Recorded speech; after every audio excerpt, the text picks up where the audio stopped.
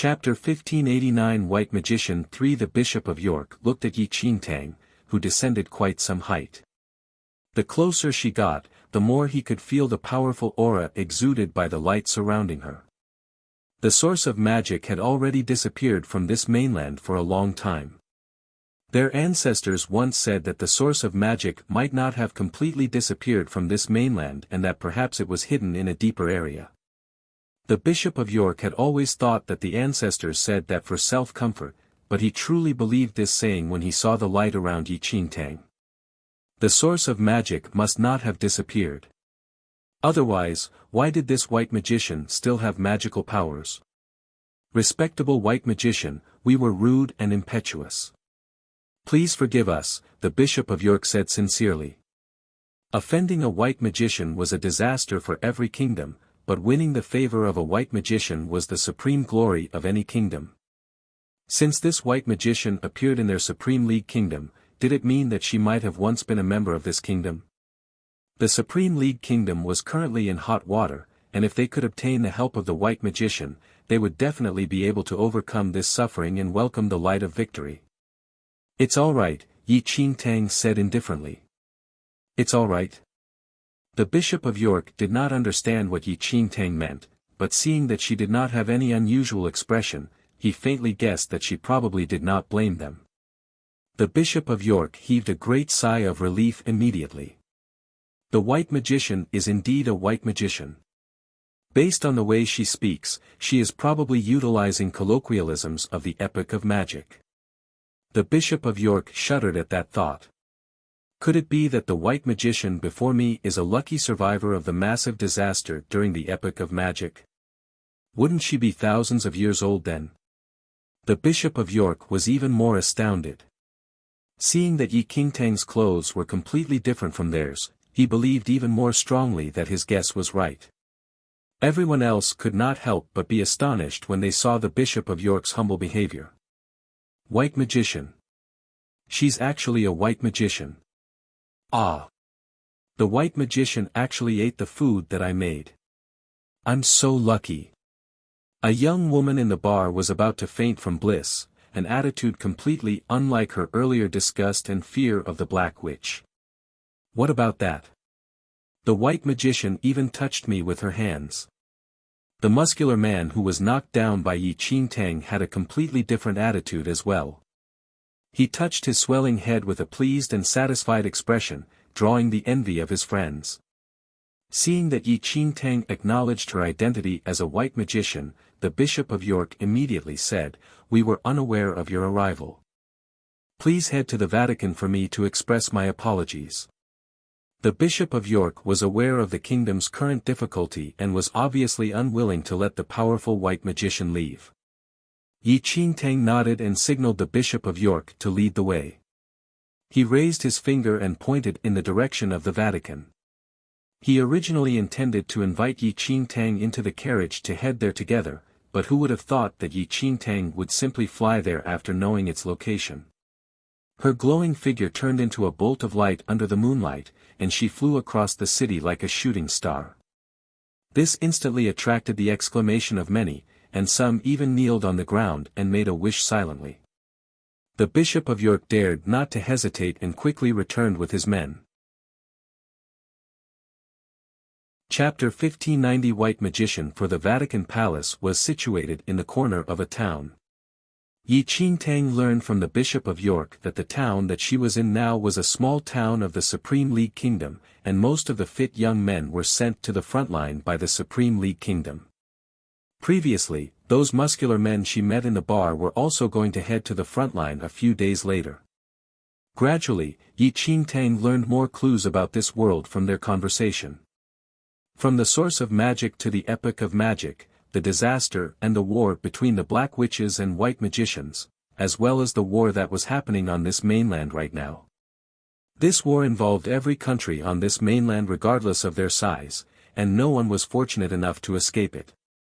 As the kingdom that first incited the war, the Supreme League Kingdom arose the dissatisfaction of other countries, and thus the war expanded to an unimaginable scale. Yi Qingtang listened to the Bishop of York silently.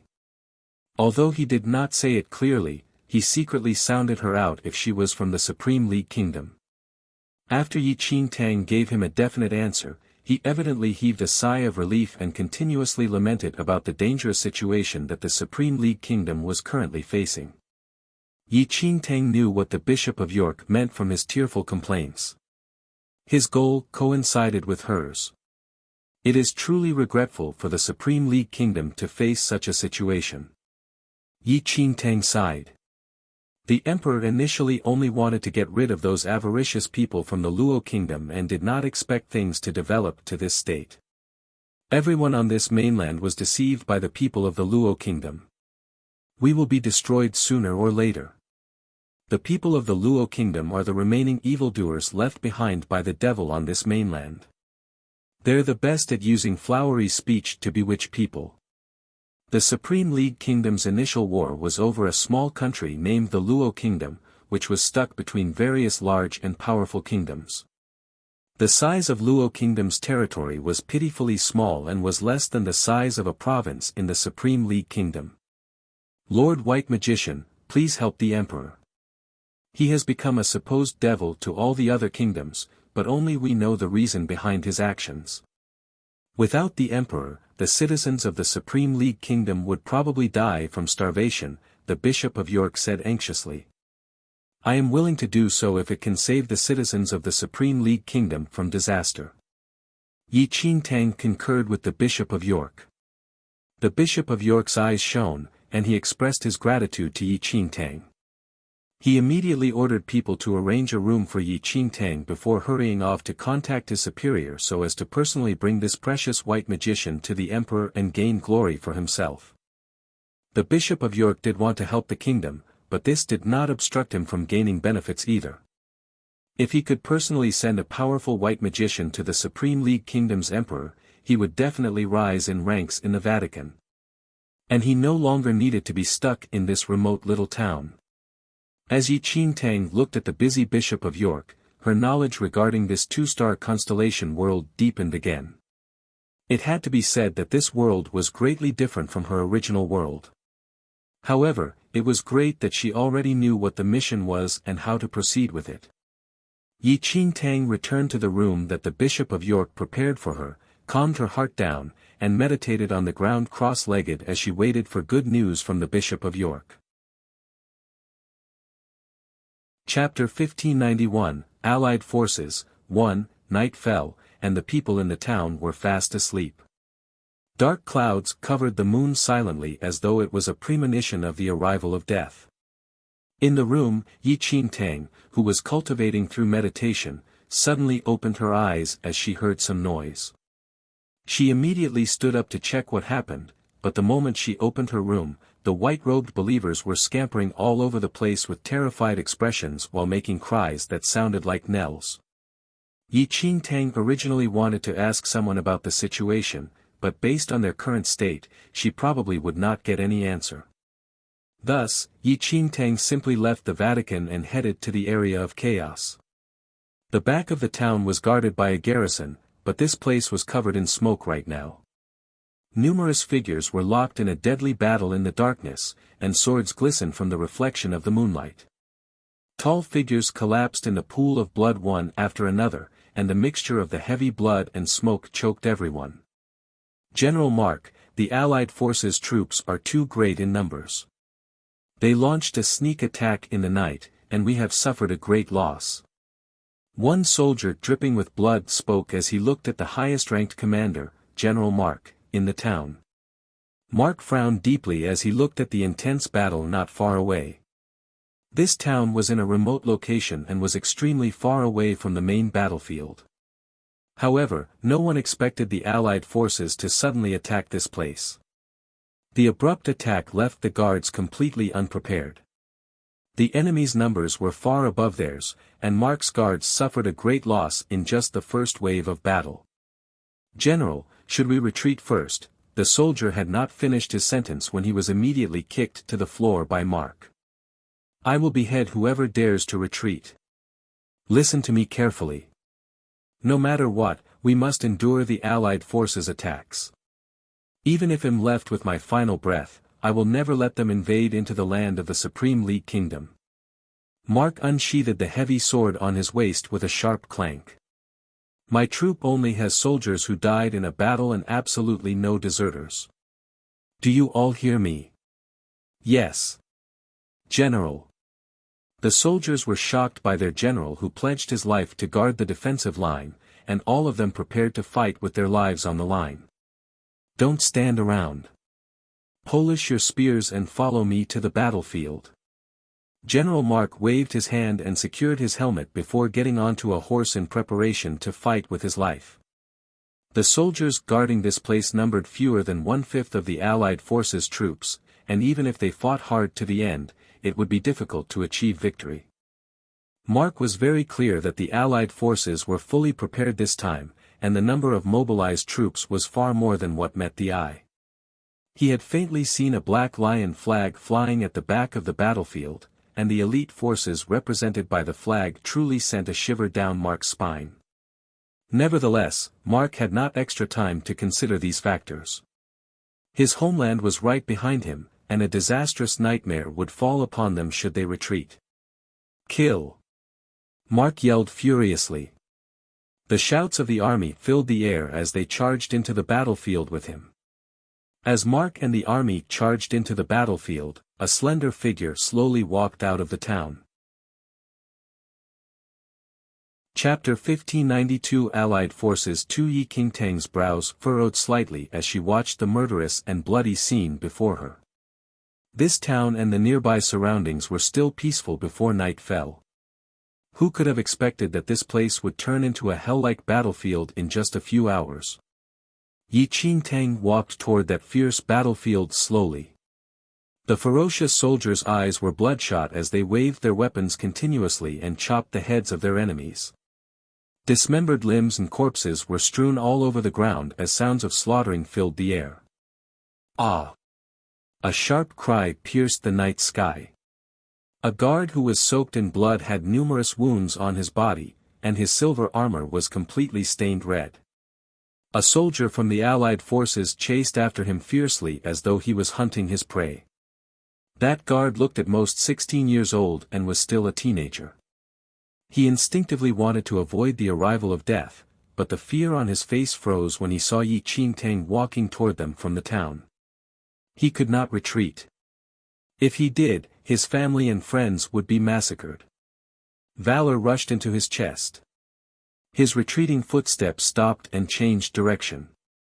With a beastly roar and bloodshot eyes, he charged toward the incoming Allied force soldier and raised his sword to protect his homeland.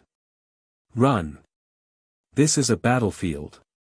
Quickly, the teen guard shouted with all his might, but the Allied force soldier slashed his shoulder in the next second, and blood spewed all over the place. The remainder of his sentence was replaced by a cry as the teen guard collapsed before Yi Qingtang and stained her pure white dress with his blood. The bloodthirsty Allied forces soldier suddenly saw a girl in strange clothes on the battlefield and noticed that the guard seemed to be protecting her earlier on. Almost instantly, the Allied forces soldier unsheathed his bloody sword, ignored the dying teen guard, and slashed at Yi Qingtang.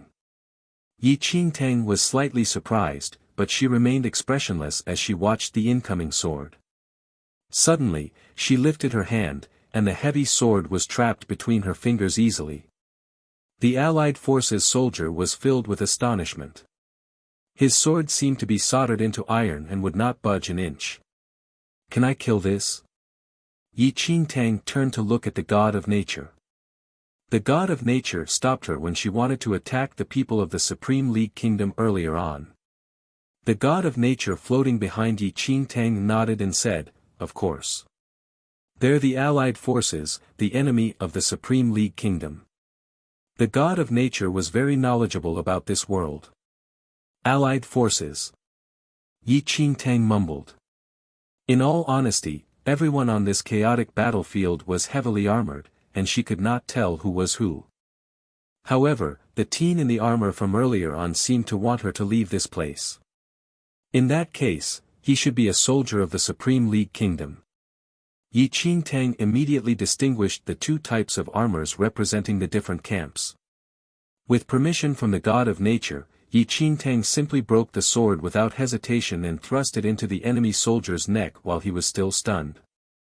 Blood spouted into the sky in a flash. Chapter 1593 Allied Forces 3 The wounded teen guard originally thought that the innocent girl would also be slain by the sword, but unexpectedly, he witnessed that girl killing the strong Allied force soldier casually. Yi Qingtang remained emotionless as she watched the Allied force soldier collapse before her. Bending down slightly, she helped up the teen guard who wanted to protect her and discreetly fed him a pill before gently sending him to a safe spot at the border of the battlefield. A look of surprise was reflected in the youth's eyes as he stared blankly at Yi Qingtang's stunning face under the moonlight. However, in the next second, Yi Qingtang leaped up and flew toward the most intense area of conflict on the battlefield. The mission that the god of nature assigned her was to help the Supreme League Kingdom unify the mainland, thus, its enemies could be killed. In the chaotic battlefield, a white figure suddenly appeared. The troops from the opposing camps were locked in a fierce battle, but they suddenly saw a petite girl appearing before their eyes. Before the guards could react, that girl turned into the incarnation of a death god and killed 5 Allied force soldiers instantly like a bolt of lightning. Blood splattered everywhere. Before the guards could take a clear look at her face, she disappeared before their eyes once again. However, wherever she appeared, the soldiers of the Allied forces died tragically without any chance to struggle or resist, just like a powerless lamb waiting to be slaughtered.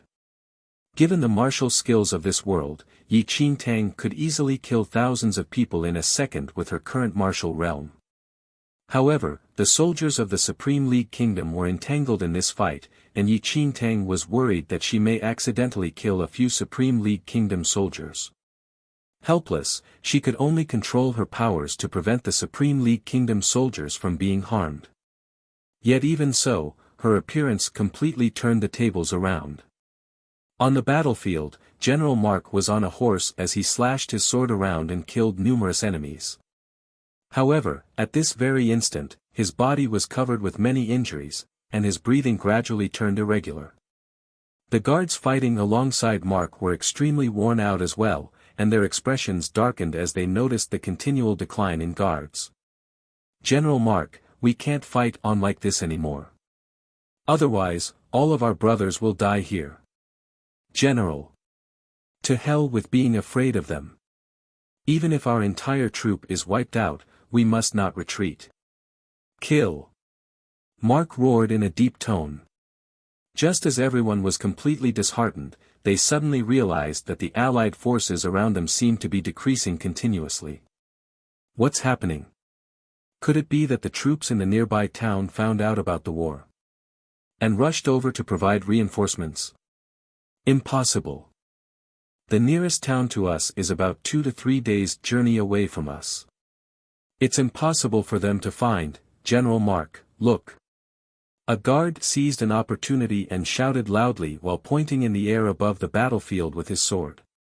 Mark looked in the direction, only to see a slender figure shuttling through the battlefield like a bolt of lightning. Blood splattered every area she passed by, and countless Allied forces soldiers were killed by that white streak of lightning. Chapter 1594 Brutal Little Fellow 1, Who is that? General Mark widened his eyes in shock. That girl isn't wielding any weapon, yet she can slaughter strong soldiers so easily. Her simple and light movements made it seem as effortless as plucking a flower. Let's not care who she is first. Brothers, let's kill. Let's kill this group of bastards when they're in chaos. As though he was inspired by the girl's aggressive murderous intent, General Mark shouted loudly and led his remaining guards to counterattack fiercely. The Allied forces, which originally held an absolute advantage, seemed to be in hell right now. They launched the first wave of attack with 5 times the amount of soldiers and originally thought they could easily eliminate the guards in this city. Yet, just as they were going to drive the guards to death, a devil-like girl suddenly appeared on their battlefield, and her fair hand was like the scythe of the god of death, reaping all their souls. There was a huge outburst of chaos among the Allied forces as their troops were forced to retreat by that girl. However, when they finally pulled some distance away from the guards, that was the true arrival of a nightmare. Mark was about to continue pursuing them, but he suddenly saw the girl leaping up and floating in the air with a huge black flame blazing behind her. In the next second, her slim fingers gently pointed at the Allied forces, and endless black flames instantly turned into a massive dragon and lunged forward. With a deafening roar, thousands of Allied forces soldiers were engulfed by the black flame. The two forces had finally separated, otherwise, she did not dare to use any powers. Yi Qingtang sighed softly. General Mark and the rest who witnessed this scene were completely dumbfounded as they watched the girl in the sky with their jaws hanging wide open. Go! Hurry, bring someone to check this lattice identity. There was a bright fire in General Mark's eyes. That girl seemed to be only attacking the Allied forces, and if she was part of the Supreme League Kingdom, they probably would be able to survive this war. The Allied forces had no choice but to retreat due to the black flame, and the guards cheered loudly at the sight. General Mark immediately brought his injured soldiers to seek medical treatment while a group of guards were sent to contact the mysterious and formidable girl. When Yi Qingtang came to the town, she only appeared near the bar, and only those 100 people there had seen her. These guards thus naturally did not recognize her. "Friend, our general wishes to meet you," a guard said. Yi Qingtang nodded lightly and immediately followed the group of guards to General Mark's base camp. In the headquarters, General Mark had already taken off his armor and was being bandaged for his wounds. Upon receiving the soldier's report of Yi Qingtang's arrival, Mark immediately told the medic to leave and stood up as a petite girl walked into his sight. Previously, General Mark did not see the girl's looks clearly, but seeing her now, he realized that she was even smaller than expected and seemed to be about the height of a 14-year-old child. The more this was the case, the more surprised General Mike was over Yi Qingtang's ferocity on the battlefield. Chapter 1595 Brutal Little Fellow 2, Your performance on the battlefield was extremely stunning. May I know if you're a citizen of the Supreme League Kingdom? General Mark asked straight to the point. He did not have any more time. While the Allied forces retreated temporarily, this was only their first wave of attack, and General Mark was very clear that this night was destined to be a sleepless one. The Allied forces definitely would not give up on the invasion so easily, and the bugle call for the second wave would sound very soon. General Mark needed to confirm the background of this mysterious girl as soon as possible. Yi Qingtang looked at General Mark's anxious expression and replied, "Yes." Almost instantly, General Mark heaved a clear sigh of relief, and the smile on his face deepened. "Friend, tonight's war was all thanks to your help. I knew that the citizens of the Supreme League Kingdom were not craven and cowardly. The Allied forces have launched a sneak attack on us today, and the number of guards that we have may not be able to stop their plan. My dear friend, are you willing to play a part in protecting our town by helping us resist the Allied forces' invasion?"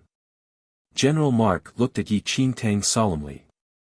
After witnessing this girl's ability for himself, he was increasingly certain that he required her help. "If you're willing to help us to overcome this crisis, I believe the people in the town would be extremely grateful for your bravery." He added on. "Sure." Yi Qingtang agreed to General Mark's request without any hesitation. Smiles almost flooded out from General Mark's eyes. "May I know what your name is?" Yi Qingtang replied. "You can call me Tang." "Tang. What a nice name." General Mark smiled. Almost right after their conversation ended, a piercing bugle call rang from outside, and a guard rushed in hurriedly. "General Mark, this is bad. The Allied forces are launching an attack again, and the Glorious Lion Knights are leading the battle this time." Glorious Lion Knights.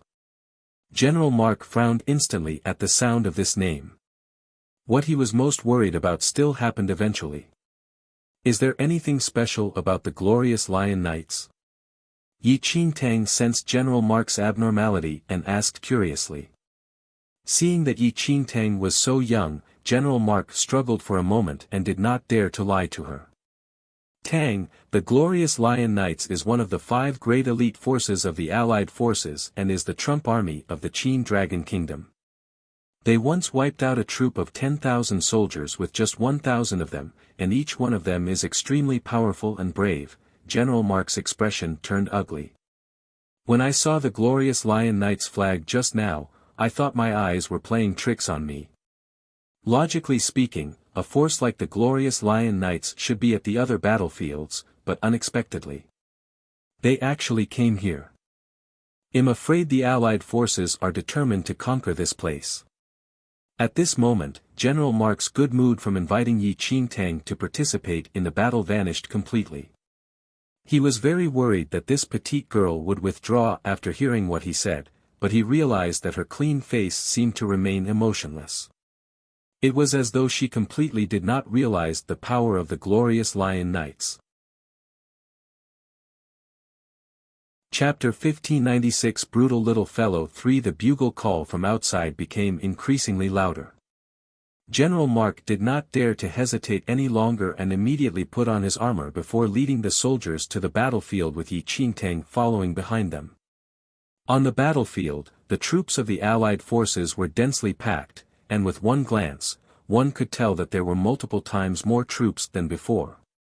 General Mark's heart turned cold with just a look, and his expression darkened even further when he saw the 5,000 soldiers in golden armor in the center of the Allied forces' troops. Golden armor. That's the Glorious Lion Knights' battle armor. The Glorious Lion Knights actually deployed 5,000 people. It must be known that 5,000 Glorious Lion Knights could rival 50,000 regular soldiers, and apart from these 5,000 soldiers, the Allied forces still had over 100,000 soldiers from other troops. The guards at General Mark's side amounted to only 20,000 people, and he lost half of them from the first battle. Yet, there were 10 times more enemies standing right before their eyes now. The death bell seemed to be looming over the guards' heads and was ready to ring for their deaths any time. Archers, prepare. General Mark suppressed his fear and shouted loudly. With his command, thousands of archers pulled their bows, and arrows flew toward the Allied forces' camp as General Mark raised his hand. No matter what, they must give it their all. Why are they not defending? A guard who just shot an arrow was rather surprised when he saw that the Allied forces did not take any defensive actions despite thousands of arrows being shot at them. It was as though they completely did not see the arrows. General Mark frowned slightly as well as he was not clear about the Allied forces' situation. But just as confusion clouded the guards, 5 black beams suddenly shot out from the Glorious Lion Knights' camp. When the arrows reached the front of the Allied forces, the 5 beams formed a gigantic black screen under the moonlight. All the arrows turned into dust instantly upon contact with the black screen. That is, black magic. There are actually black witches hidden among the Glorious Lion Knights.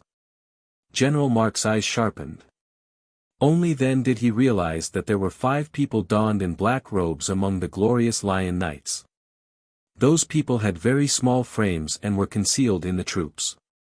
If one did not look carefully, they simply could not spot those people in the night. The words, black magic, loomed above everyone's head like a nightmare. No one expected that the Allied forces actually accepted the servants of the devil. If the guards were almost on the brink of a breakdown by the enemy's numbers, the appearance of the 5 black witches was the last straw that broke the camel's back. Everyone seemed to have seen their own corpses on the ground. It's over. They're completely hopeless. Hundreds of thousands of soldiers, Glorious Lion Knights, black witches. How terrifying their opponents were in this battle. Even General Mark's complexion turned white. Don't be afraid. We are soldiers of the Supreme League Kingdom. We will protect our homeland with our lives. General Mark shouted in a low tone in hopes of dispersing the fear among the army. However, the seeds of uneasiness had already spread silently. Those are black witches. They possess black magic. How? How can we possibly be their opponent? Chapter 1597 Brutal little fellow. For the guards were in a state of panic. It was at this moment that they realized that the first wave earlier on was just an appetizer from the Allied forces and that this was the true battle. General Mark's expression turned uglier by the minute, and he immediately commanded the archers. Continue to shoot. Aim straight at the 5 black witches. The archers pulled their bows with trembling fingers.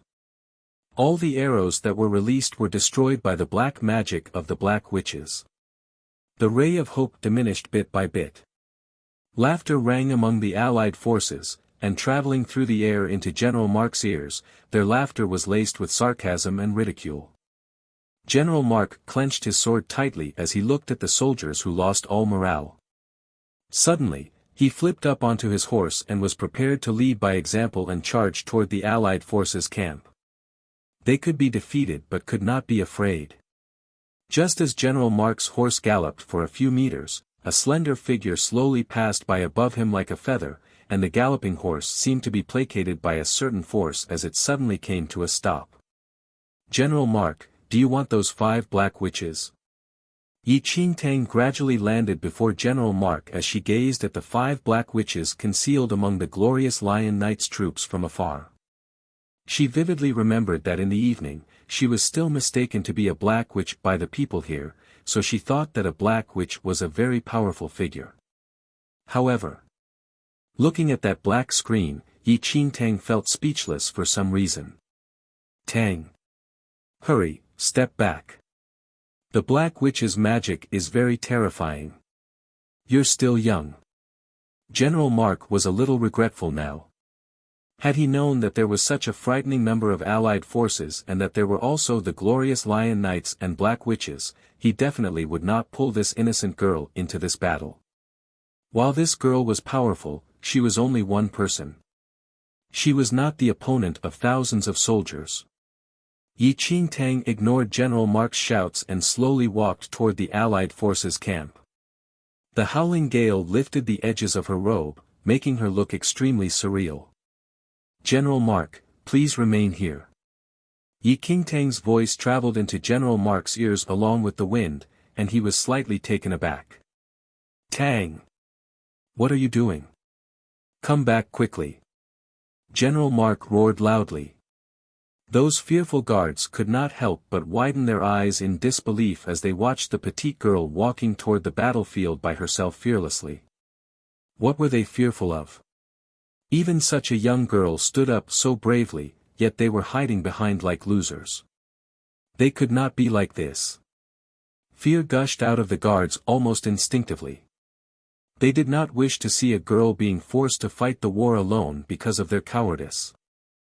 Yi Qingtang was originally quite happy that both sides were a large distance apart, thus, she did not worry about accidentally hurting them. However, she realized that the guards began to charge over, and she had no choice but to move faster. Isn't it good to just stay there? Yi Qingtang was truly afraid that they would be locked in a battle, which would make it difficult for her to attack. Thus, she simply decided to increase her pace and eliminate the Allied forces before her at once. However, the moment Yi Qingtang was about to attack, the Allied forces that initially encircled the guards from not far away actually retreated on a large scale for some reason. The sudden retreat was truly unexpected. What is going on? Yi Qingtang halted slightly and observed the Allied forces' movement. Chapter 1598 Kingdom Fortress. No one expected the Allied forces to retreat. However, within a short time, the Allied forces had retreated by several meters and even sped up. Shortly thereafter, the large troop swiftly vanished from the sight of Yi Qingtang and the others. Yi Qingtang was speechless. The large group of guardsmen who had charged forward could not help but cheer when they saw the Allied forces retreat. General Mark heaved a huge sigh of relief. He swung himself off the horse and hurriedly walked towards Yi Qingtang. Tang, you were too impulsive just now. Although he spoke sternly, his tone was filled with concern and anxiety. General Mark took a deep breath, and his expression grew warmer. "Tang, you are really the bravest girl I have ever met." General Mark had taken in the guardsmen's reaction to the situation at a glance. The enemy's strength had frightened them into retreating. Otherwise, General Mark would not have charged into the battlefield by himself. But General Mark had not expected that Yi Qingtang, the petite young girl who had just joined them, would also dare to face the enemy head-on. If Yi Qingtang had not joined the battle, the guardsmen would have huddled up and refused to advance. At that thought, General Mark looked at Yi Qingtang's glittering eyes. He took a deep breath and seemed to come to some sort of decision. "Tang, your skills and courage are commendable. I do not know why the Allied forces suddenly retreated. I am unable to leave this place, but I will ask someone to bring my letter of recommendation with you to Kingdom Fortress. I will recommend you to His Majesty, the King." Yi Qingtang was startled. She did not expect General Mark to recommend her to the Supreme League Kingdom's king straight away. However, this would allow her to complete her mission more quickly anyway. At that thought, Yi Qingtang said, "Thank you, General Mark." No need to thank me. You are an outstanding young lady. Right now, the kingdom needs people like you, General Mark said with a loud laugh. He rallied his troops and sent someone to keep a close eye on the Allied troops' movements. Then, he arranged for a vice-general to accompany Yi Qingtang to Kingdom Fortress while carrying the letter that he had personally written. Yi Qingtang had intended to have a word with the Bishop of York. After all, the Bishop of York also seemed to want to recommend her. However, she learned from the other believers that the Bishop of York had gone to another city and would not be back for a few days. Yi Qingtang left a message with the believers and headed for the Kingdom Fortress with General Mark's vice-general. A few days later, Bishop of York, who was happily prepared to hitch himself to Yi Qingtang's rising star, returned only to discover that she had left. Yi Qingtang and the vice-general hurried on their horses towards Kingdom Fortress. After the Supreme League Kingdom declared war, Kingdom Fortress became the biggest fortress at the front line. It was personally defended by the Supreme League Kingdom's current king and contained the best troops in the kingdom. This was the safest but most dangerous place. When the vice-general arrived at Kingdom Fortress, he immediately hurried Yi Qingtang to the palace to meet His Majesty, the king. Yi Qingtang's black hair and dark eyes attracted a lot of attention along the way. However, their reaction was not as exaggerated as that of people in the first city. This was so especially in Kingdom Fortress, where the soldiers merely took a look at Yi Qingtang before going about their own preparations. Chapter 1599, Kingdom Fortress, 2. The stern-looking Supreme League King was sitting on his throne in the huge palace. The hall was flanked with dozens of tall armored men wearing cloaks. Yi Qingtang followed the vice-general, who immediately handed General Mark's letter to the king.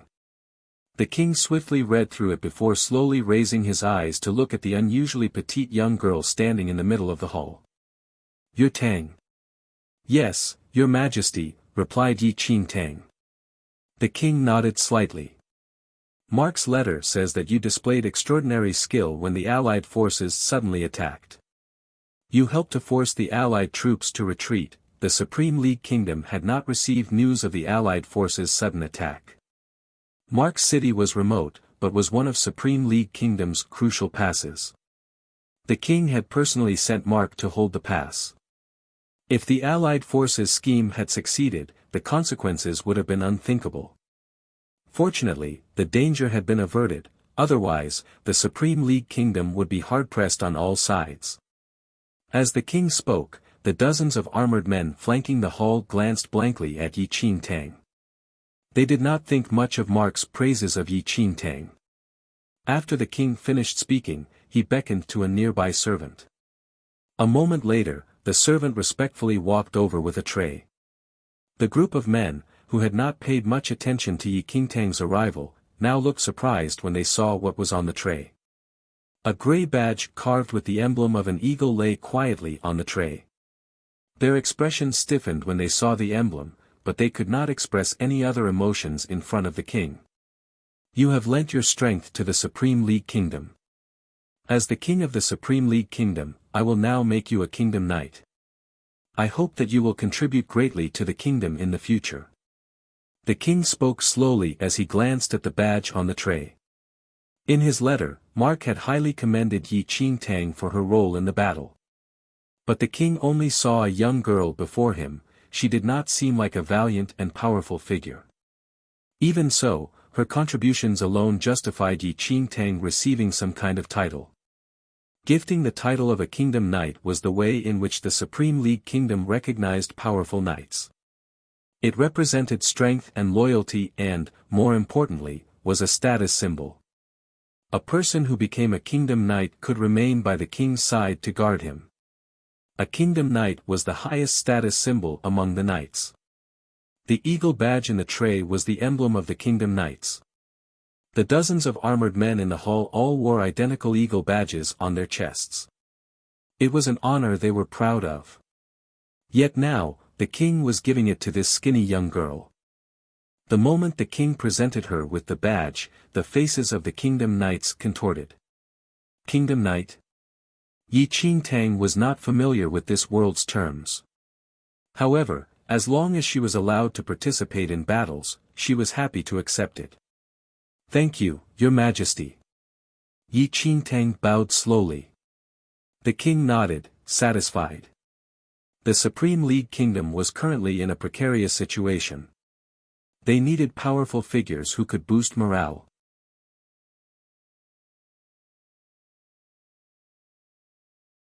Chapter 1600, Kingdom Fortress, 3. The king was not concerned about Yi Qingtang's abilities. He gave her the title of Kingdom Knight firstly because she had made a contribution to the war, and secondly to motivate other warriors in the kingdom. This signaled to them that if they were willing to contribute their strength to the kingdom would reward their loyalty.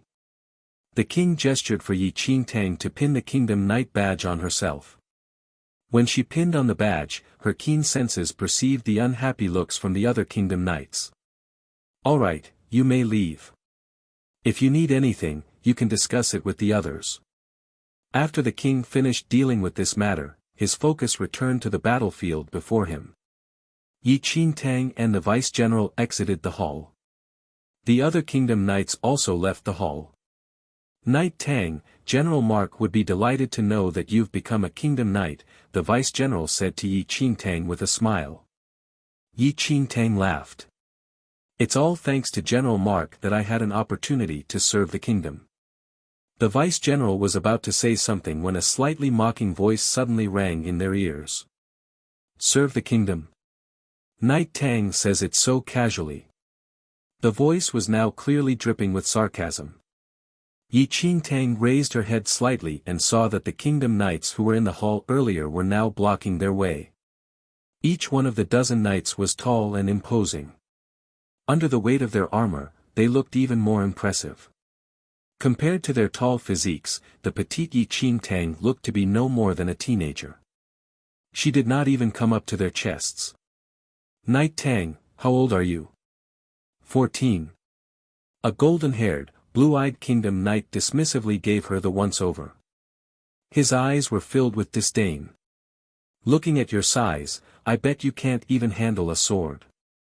How can you speak of serving the kingdom on the battlefield? Please, your words are too harsh. A brown-haired rider shook his head in disagreement. Tang is still young. How can she enter the battlefield? She can remain in the fortress with the cooks to prepare our meals so that we have more strength to kill on the battlefield. Isn't that also a way of serving the kingdom? The brown-haired knight seemed to be speaking up for Yi Qingtang, but his words were even more jarring. When they were in the hall just now, they were incredulous when they saw the king making Yi Qingtang a kingdom knight. Did people know what a kingdom knight was? It was the ultimate symbol of knighthood. These men who had become kingdom knights were proud of their titles. They were an example to all knights. They had absolute power. They had acquired the much-coveted title of Kingdom Knight after loyally serving the kingdom for many years, battling enemies with all their might, and making numerous contributions. But now, this weak young girl had actually acquired the same title. This was a huge insult to them. Yi Qingtang's existence besmirched the title of Kingdom Knight. Yi Qingtang looked expressionlessly at the Kingdom Knights, whose eyes were filled with hostility. She could clearly sense the displeasure radiating from them. This sensation was already present in the hall.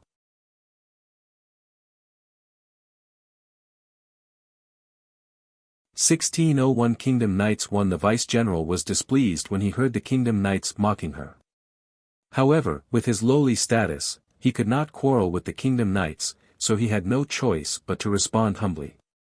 "Say, Toby, don't you think she looks rather weird? She doesn't look like us and has black hair and those black eyes. Why do I feel she looks like the black witches in stories?" Another Kingdom Knight said jeeringly as he sized up Yi Qingtang. "Ah. If she's really a black witch, then she might be useful. But not every black-haired and dark-eyed girl is a black witch. As far as I know, black witches are all very tall, not like this short and skinny fellow," Toby said mockingly. When the king was talking to Yi Qingtang in the great hall, they had heard some of what Yi Qingtang had done in the border town. However, they felt that she had not done anything to deserve such a great reward. Yi Qingtang being made a Kingdom Knight would lower the status of the Kingdom Knights in the hearts of the people. If word got out, they would all be associated with Yi Qingtang, and the title of Kingdom Knights would become a laughingstock among the people. At that moment, the bugle call signaling a battle suddenly sounded. The group of discontented Kingdom Knight heard the bugle call, and their expressions changed. They immediately put on their helmets and dashed towards the battlefield. Yi Qingtang was about to follow them, but before she had advanced a few steps, the brown-haired knight blocked her way. "You have no right to enter the battlefield if you do not receive an appointment from the king." Yi Qingtang frowned slightly. The knight laughed coldly. "There's no need to pretend to be brave. You must be inwardly rejoicing that you don't need to enter the blood-soaked battlefield. You should be happily hiding under your blankets and laughing to yourself. Be a good girl and go prepare some food for us. Leave the battle to the real knights on the battlefield. It's not a place for a little girl like you to play house." "Ha, I guess if she really entered the battlefield, she'd be so frightened she'd burst into tears." The knights roared with laughter as they left. They made no attempt to hide their disdain for Yi Qingtang. Yi Qingtang remained in the same spot. She coldly watched the knights stride away.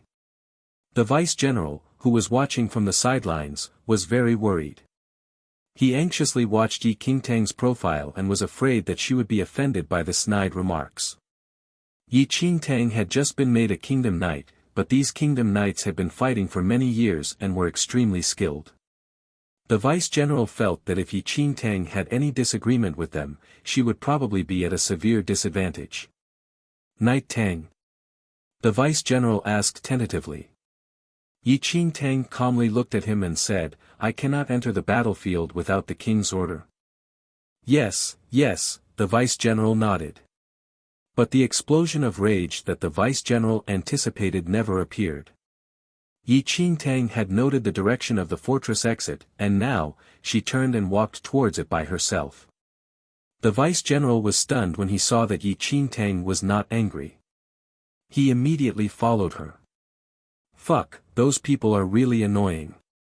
The little white tiger, who was cuddled in Yi Qingtang's arms, could not help but mutter. "Ignore them," Yi Qingtang said calmly. She was here to complete the mission that the god of nature had given to her, not to bluster and swagger around with the others. If they could make her angry with just a few words, then the 300 years she lived in her past life were all in vain.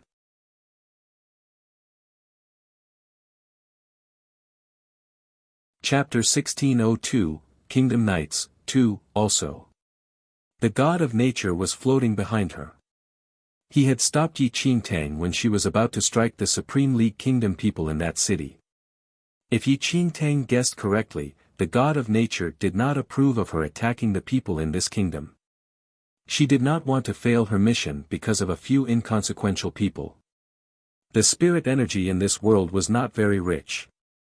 If Yi Qingtang cultivated here, it would not have any great effect. Her cultivation speed would be about the same as that in the Gong Valley of Taiyuan Valley, but a little slower. What Yi Qingtang really wanted was to exchange the points gained in the one-star constellation for a reward that could increase her powers. Yi Qingtang did not waste any time. After returning to her room, she immediately sat cross-legged to cultivate. She would grasp every single chance to improve her abilities. The roaring sounds from the battlefield were carried by the wind into the fortress. As the minutes ticked by, Yi Qingtang sensed the energy in her body changing. Although the change was slow, it was a unique sensation. Yi Qingtang vaguely sensed that in the world of constellations, not only could she use the spirit energy in the various worlds to speed up her cultivation, but the energy in her body seemed to become richer while she was cultivating. Although it was not a tremendous change, it caused a continuous qualitative transformation. If the qualitative transformation of the energy in her body reached a certain stage, even if she was only at the first heaven of the heavenly venerate realm, she could easily beat opponents who were in a higher cultivation realm. Yi Qingtang herself was unsure when this qualitative transformation would reach that stage. Day sank into night. The intense battle only ended late at night. The soldiers who had fought hard to press back the enemy now returned to the fortress. The kingdom knights who had been fighting hard all day also returned. After a day of intense battle, they were even more irritated with Yi Qingtang, who had somehow become a kingdom knight for no reason. Their titles were hard-won, obtained by fighting one battle after another. But it was different for her. In the following days, the allied forces attacked continually. As one battle followed another, the king seemed to have completely forgotten about Yi Qingtang's existence. He did not issue any orders for her to join the battle. All this made the kingdom knights even unhappier about Yi Qingtang. While they were putting their lives on the line to fight the enemy, this girl was resting safely behind the fortress walls, enjoying their protection. But her title was the same as theirs. I'm fed up with that parasite. What does she do besides stay in her room and enjoy the privileges of being a kingdom knight? Even the grooms in the stable are more useful than her. A few discontented kingdom knights charged towards Yi Qingtang's room. After a few days of tempering, the energy in Yi Qingtang's body had become even richer. The spirit energy in the two-star constellation world was about the same as that of the one-star constellation, but it was many times better at tempering her inner energy. Yi Qingtang was delighted by this discovery. Before Yi Qingtang could calm down from this discovery, someone violently kicked her room door open. The kingdom knights, whom Yi Qingtang had met in the great hall, appeared at her door. The few who had mocked her were all present. At that moment, their eyes were filled with undisguised hatred.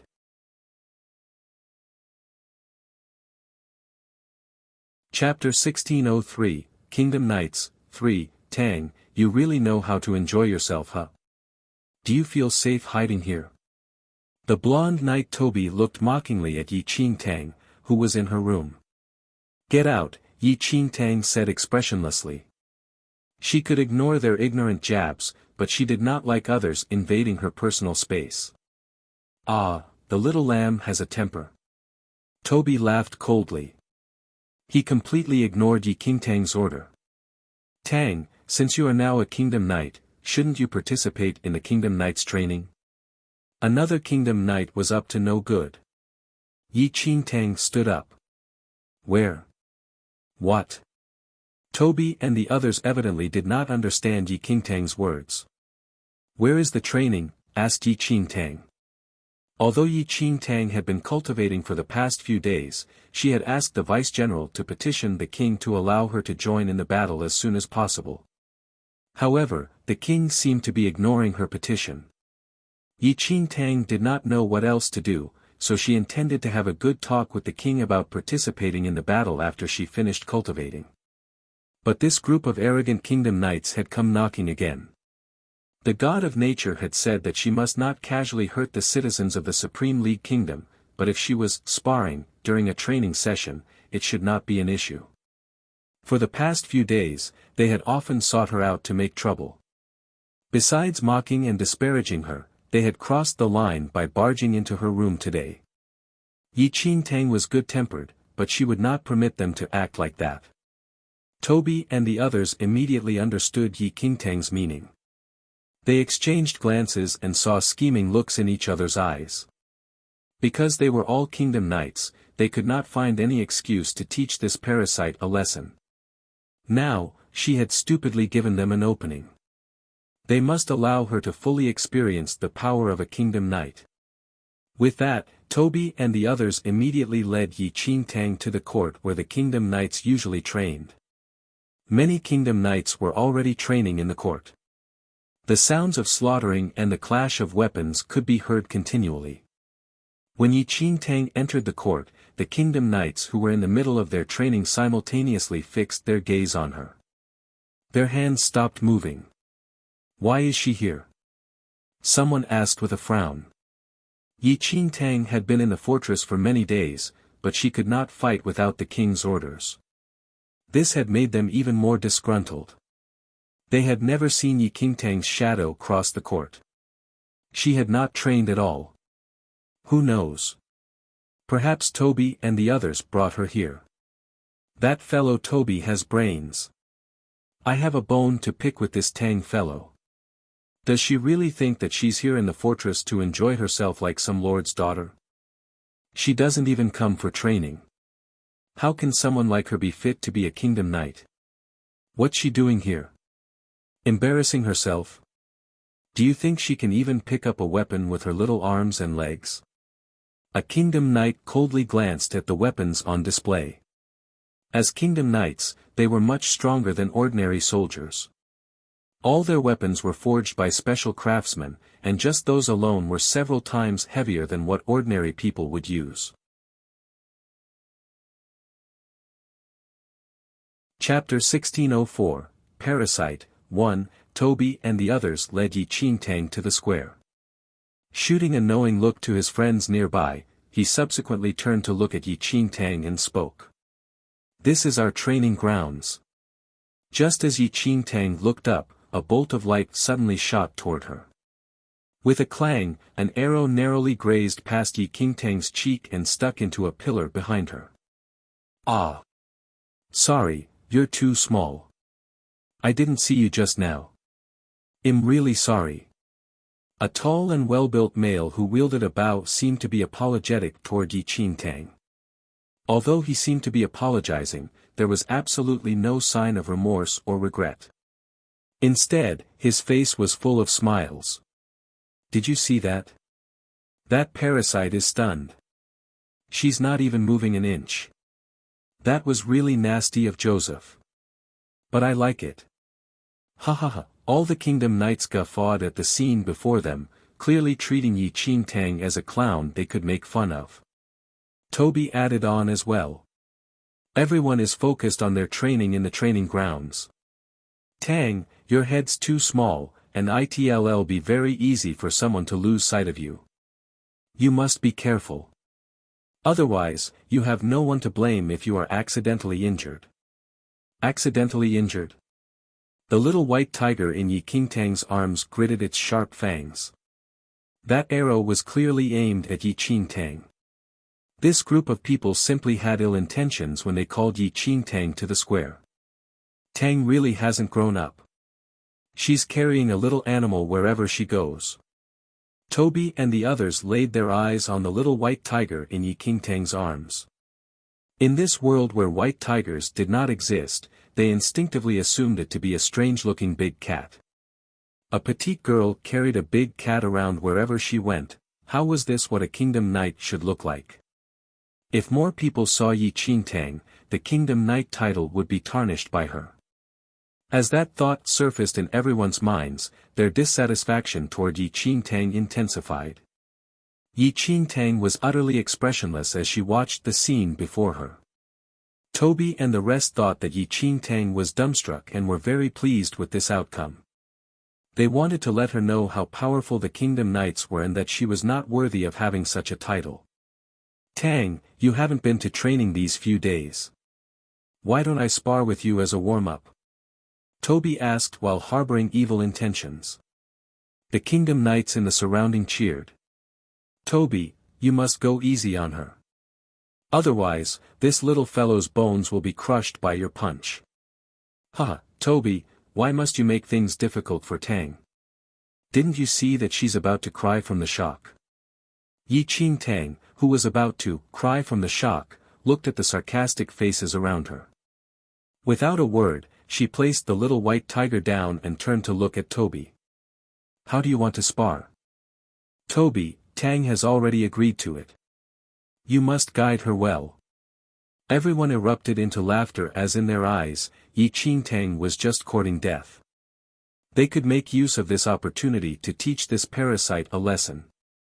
Toba's smile was exceptionally mean as he looked at Yi Qing Tang. Anything.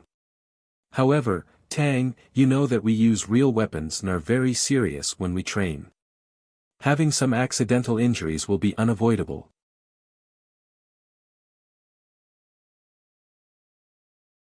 Chapter 1605, Parasite, 2. Everyone's eyes were fixed on both Toby and Yi Qing Tang at this instant as they waited for Toby to teach the parasite a lesson. They wanted to show her the powers of a true Kingdom Knight and let her know that she was simply unworthy of the same title. Toby sized up Yi Qing Tang nonchalantly. His eyes were full of contempt as he picked up his spear and made a few strokes in front of Yi Qing Tang. In the next second, Toba's strokes became extremely fast. Every move was aimed at Yi Qing Tang, yet all of these imposing and frightening moves coincidentally missed her body. Even if one was not pierced by it, the sight of a spear striking at someone numerous times was already terrifying enough. Yet, Yi Qing Tang remained rooted to the ground as she glanced at those attacks emotionlessly. The surrounding Kingdom Knights erupted in laughter when they saw that Yi Qing Tang did not move. Toby, go easy on her. Don't you see that she has already turned white in fear? How pitiful. Tang probably does not dare to move at all now, right? The surrounding Kingdom Knights looked at Yi Qing Tang scornfully. How dare she carry the Kingdom Knight title with such timidity? If she were really sent to the battlefield, she would just pee in her pants out of fear, wouldn't she? With a pleased expression, Toby looked at Yi Qing Tang and said. We go through such training every day. Tang, since you have already become a Kingdom Knight, you must come here every day and train with us. They would take great care of this sheltered girl every day and teach her proper Kingdom Knight bearing. By then, even if they did not initiate it, Yi Qing Tang would make a request to the king for her to leave due to the inability to withstand such training. Surrounded by the mockery, Yi Qing Tang remained emotionless, however. Her eyes passed by each scornful face and eventually landed on Toby. Can we start now? Toby raised a brow. Of course. You can surrender any time when you can't stand it. Yi Qing Tang did not say a word. While facing his surrounding comrades, Toby shrugged before lifting his spear in the air as though to display his strength. Afterward, he looked at Yi Qing Tang indifferently and said, I'm going to start, okay? He sounded like he was teasing an immature child. The moment he finished his sentence, Toby directly struck at Yi Qing Tang with his spear. Yi Qing Tang remained motionless, and it was as though she did not notice Toba's attack at all. To everyone else, Yi Qing Tang was dumbstruck and did not even have the courage to flee. But just as Toba's spear was about to stab into Yi Qing Tang's shoulder, Yi Qing Tang suddenly raised her right hand and grabbed the spearhead. In just a moment, Toba's move seemed to come to a standstill as he maintained his attacking stance without moving. Toby was slightly taken aback, but the clueless Kingdom Knights around him continued to guffaw. Toby, isn't it too obvious that you went easy on her? However, only Toby himself knew what was going on. His spear seemed to be stuck in a huge mountain, and he could not move it no matter how much strength he put in. What is going on? Toby almost used all his strength, his face was flushed, and his veins were about to pop. But it was still useless.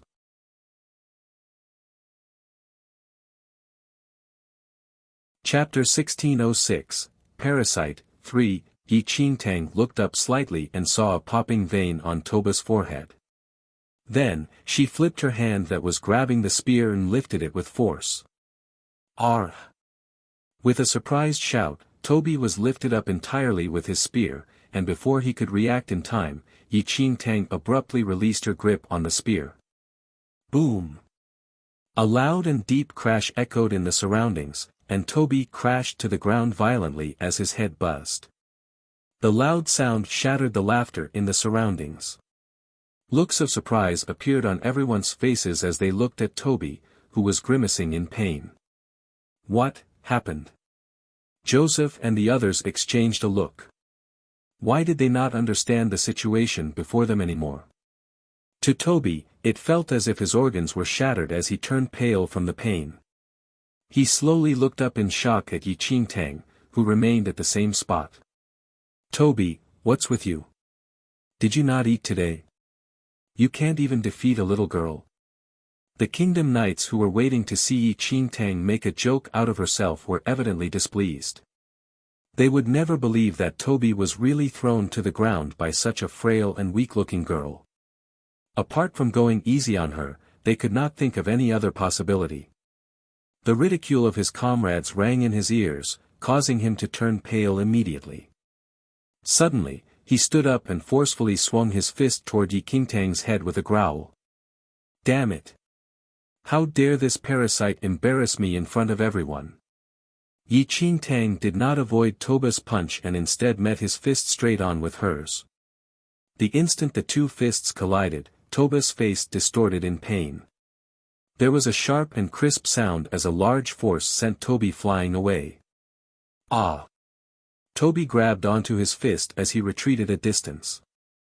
Dripping in cold sweat, his distorted palm hung beside his body, and it was evident that his bones were crushed. However, Yi Qingtang's fist seemed completely unharmed, fair, clean, and perfect as before. Everyone at the scene was stunned. If they felt that the previous scene happened because Toby went easy on her, then now, with both fists meeting each other, Toba's fist was fractured from the impact while Yi Qingtang's was completely intact. This. My hand. Ah! Clutching his distorted hand, Toby was drenched in cold sweat from the excruciating pain, which almost drove him berserk. Joseph and the rest returned to their senses from Toba's cries, and two kingdom knights hurriedly brought the injured Toby to receive medical attention. Tang, you were too ruthless. Do you want to kill Toby? The kingdom knights immediately berated Yi Qingtang loudly when they saw their longtime comrade injured. Toby practiced with you out of kindness, but you were evil enough to attack him so fiercely. Yi Qingtang glanced at the kingdom knights and felt that they were more than ridiculous. They acknowledged Toby and felt that she was at fault for injuring Toby, but if the injured one was her, they probably would humiliate and ridicule her endlessly. They were clearly the ones who wanted to teach her a lesson first, but now that their man was being taught a lesson instead, they wanted to play the blame game.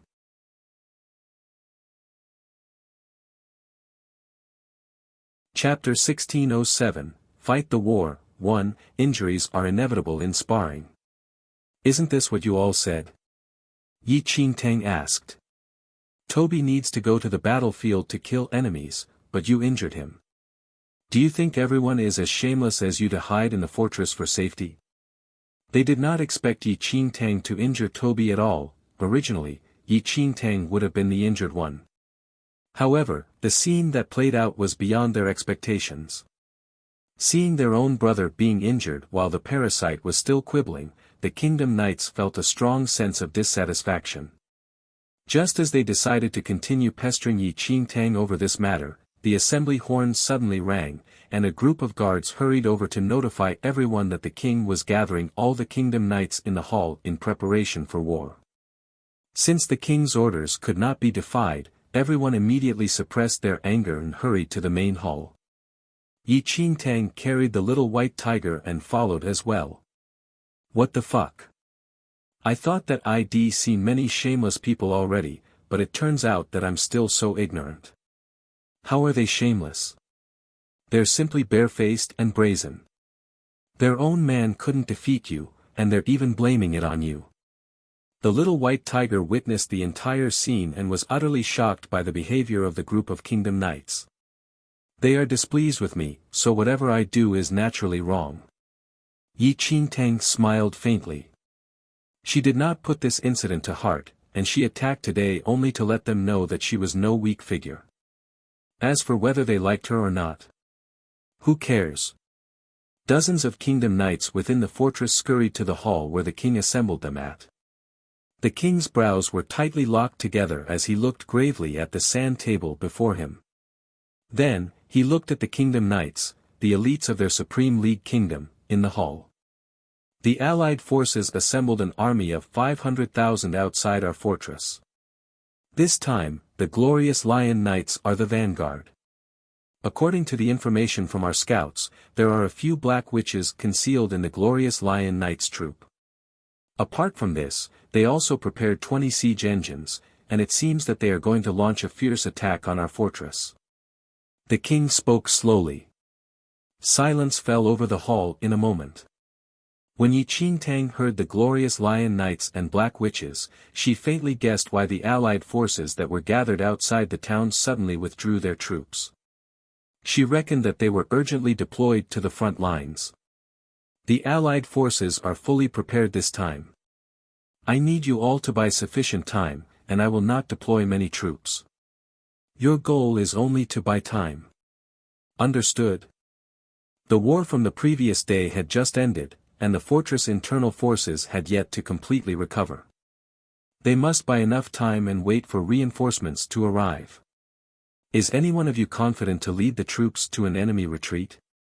The king scanned the knights at the scene.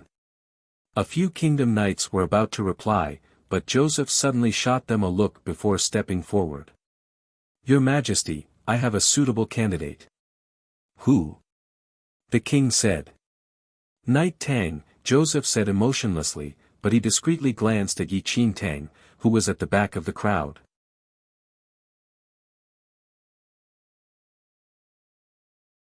Chapter 1608, Fight the War. 2. The king was dumbfounded for a moment, but he recalled the new kingdom knight he conferred some time ago. The reason he granted Yi Qingtang the kingdom knight title was not because he acknowledged Yi Qingtang's skills but to boost the army morale. Yet, Joseph suddenly suggested letting Yi Qingtang fight the war and lead the army, and this caused the emperor to frown slightly. Joseph and the others had been dissatisfied with Yi Qingtang for a long time. Adding the fact that she just injured their fellow brother Toby, right now, they could not wait to send Yi Qingtang onto a battlefield with thousands of enemy forces and let her fend for herself.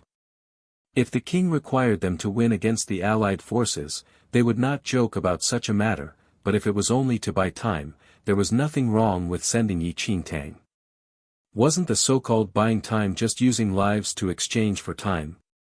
If the outcome was death, of course, the most suitable choice was to sacrifice the most useless parasite.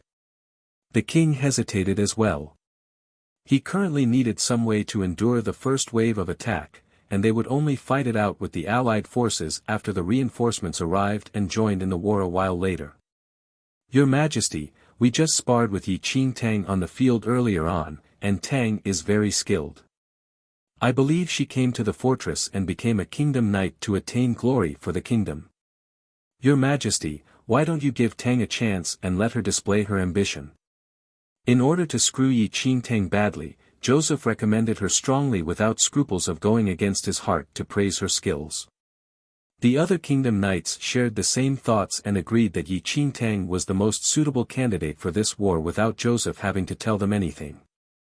The little white tiger made a gagging action when it heard this group of people echoing off each other. They're really going all out to screw you this time.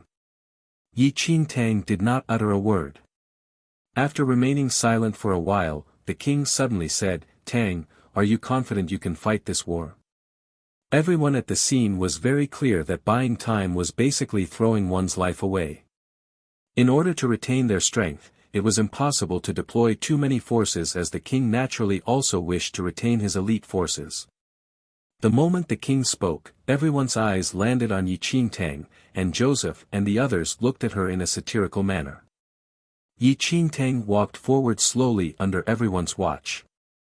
"Your Majesty, I am willing to fight the war." Smiles filled Joseph's eyes instantly. "Very well." The king nodded in satisfaction and immediately deployed 10,000 soldiers to fight along Yi Qingtang. Yi Qingtang received the order and made the necessary preparations at once. Meanwhile, Joseph and the rest left the hall in smiles as they looked at Yi Qingtang like she was a dead person. She's so bold to accept it. Is she really treating fighting a war as playing house? She has not even been on a battlefield before. What does she know? Over the past few days, she hid behind us and enjoyed herself for a long time. It's time for her to know the cruelty of war. 10,000 against 500,000. I think her entire corpse won't even be found. Who cares how she dies? Just a while longer, and the reinforcements will arrive. By then, we will lead the troops and fight our way out. The kingdom knight chatted and roared with laughter. In their eyes, Yi Qingtang was just an ignorant fool, and leaving the city to fight the war now was just welcoming death.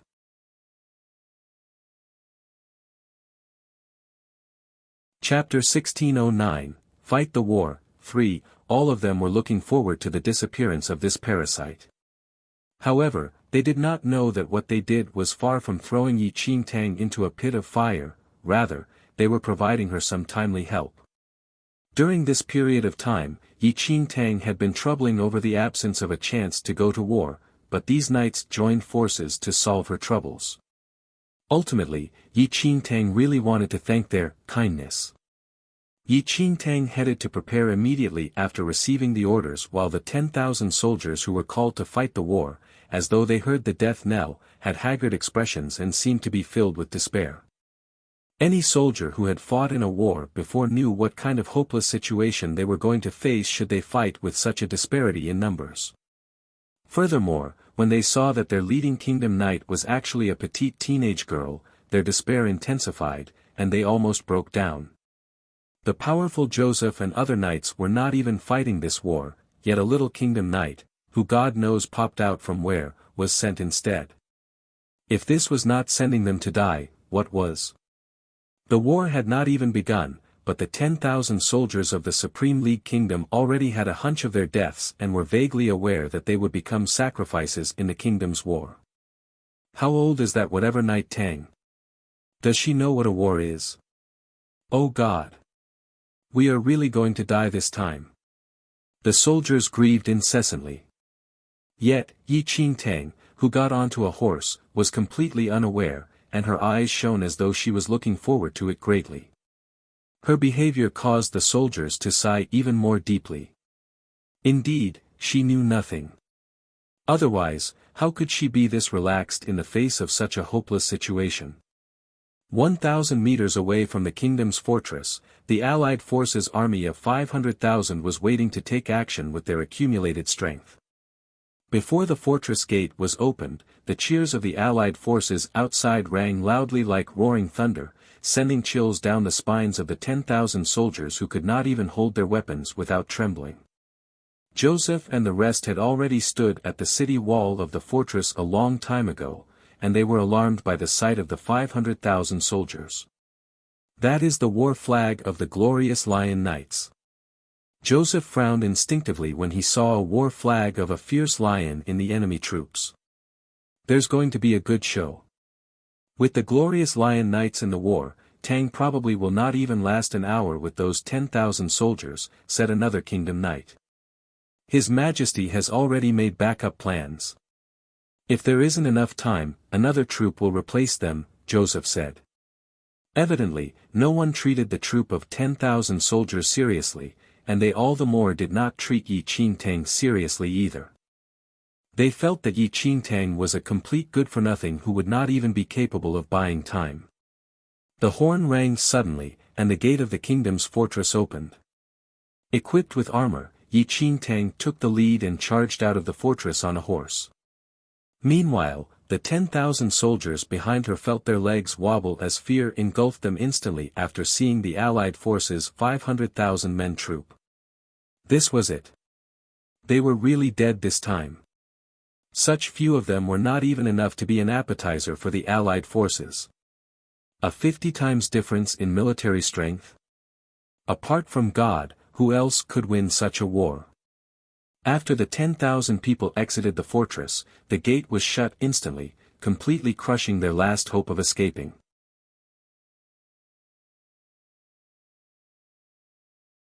Chapter 16:10, Don't move if you're scared. 1. Of course, the Allied forces saw the 10,000 soldiers emerging from the kingdom fortress. The Allied forces roared with laughter when they saw their pathetic military strength. 10,000 men. Is the Supreme League Kingdom joking? There's so few of them that there's probably not enough for us to sink our teeth into. Ha, guess what I saw? Look at that pathetic little girl. Don't tell me she's the general the Supreme League Kingdom sent. The Supreme League Kingdom must really be short of people if they're sending a little fellow like that out to die. A few sharp-eyed knights of the glorious lion saw Yi Qingtang astride her tall horse. They burst out laughing when they saw Yi Qingtang's appearance. How old is she? Is she even 14 years old? She's probably shorter than the spear I'm holding. How can someone like that lead troops to war? The Supreme League Kingdom isn't taking us seriously. Brothers, let's give them a fright. The next moment, the 500,000-strong troop let out a deafening roar. It was as if the entire earth shook.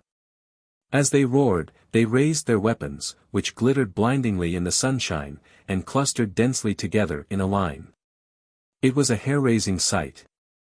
The 10,000 soldiers from the Supreme League Kingdom were terrified by this sight. They knew they had been sent to die, but they were unable to suppress their terror of death. Yi Qingtang glanced at the troops behind her, who were quivering with fear. Her face was completely devoid of expression.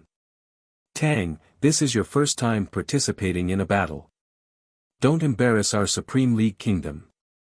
Joseph yelled maliciously from the fortress wall. He could not wait to see Yi Qingtang wet herself with terror. Many of the kingdom knights laughed at Joseph's remarks.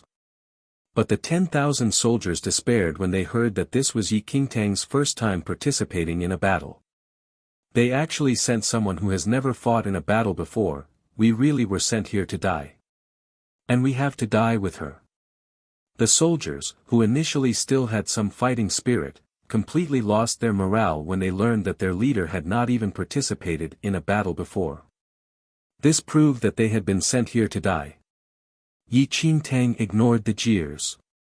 She turned her head slightly and looked at her despondent soldiers. Are you scared?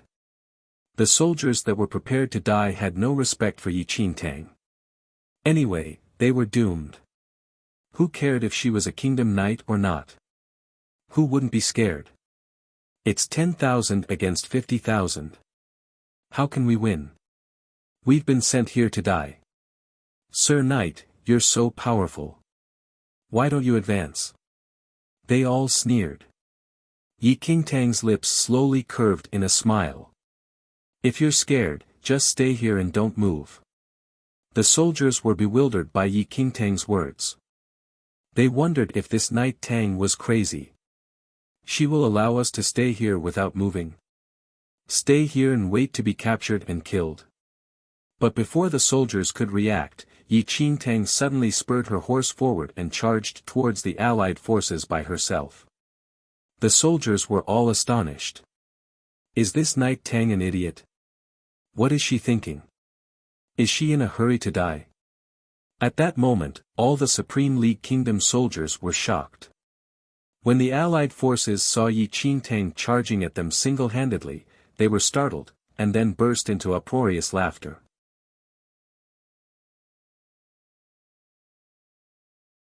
Chapter 16:11, Don't move if you're scared. 2.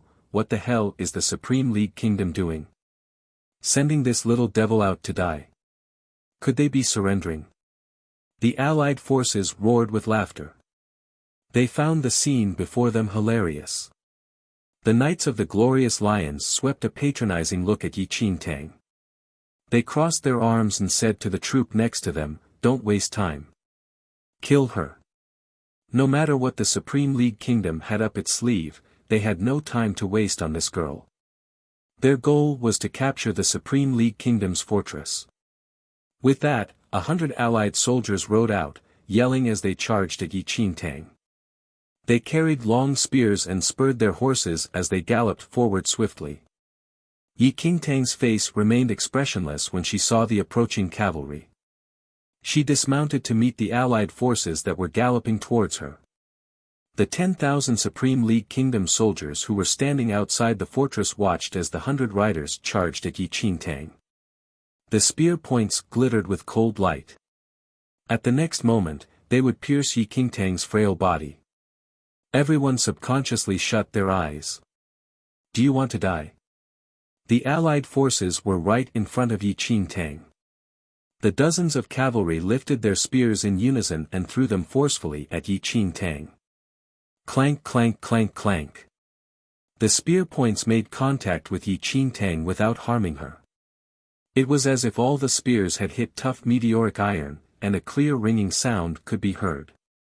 Yi Qingtang stood there without moving an inch. It was as if the sharp spears pinned to her body were dozens of feathers. What's going on? The allied forces' troops were stunned. They looked at the spears in their hands and thrust them forward with all their might, but they could not penetrate Yi Qingtang's skin at all. It was as if they had hit a rock. At that moment, even the Supreme League Kingdom soldiers, who could not bear to watch what would have been a gruesome death, were completely shocked, not to mention the allied forces. They saw dozens of spears thrust at Yi Qingtang, yet why did Yi Qingtang seem completely unharmed? On the city wall, Joseph and the other kingdom knight were also shaken by this sight. Is Tang wearing armor? Nonsense. What kind of armor can withstand the spears of the glorious Lion Knights? The spears of the glorious Lion Knights were all specially forged. It was no exaggeration to say that they could cut through metal like paper. They could even easily cut through a thick steel plate. Could this Yi Qingtang's body be harder than a steel plate? While everyone was in a state of shock, Yi Qingtang calmly glanced at the dozens of spearheads pressing against her. The next moment, she suddenly lifted her hand and swept at the spears. A metallic explosion instantly rang out. The specially forged spears all broke and clattered to the ground as she waved her sleeve. Before the allied forces could recover their wits, Yi Qingtang had already strode forward.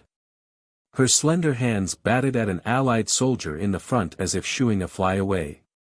Ah ah! The moment Yi Qingtang's hands swept past, a wail rang out. Yi Qingtang had sent the allied soldier and his horse flying. The other allied soldiers had no time to react before Yi Qingtang slowly walked over to them. As her slender arm rose and fell, all the surrounding allied soldiers and their horses were sent flying.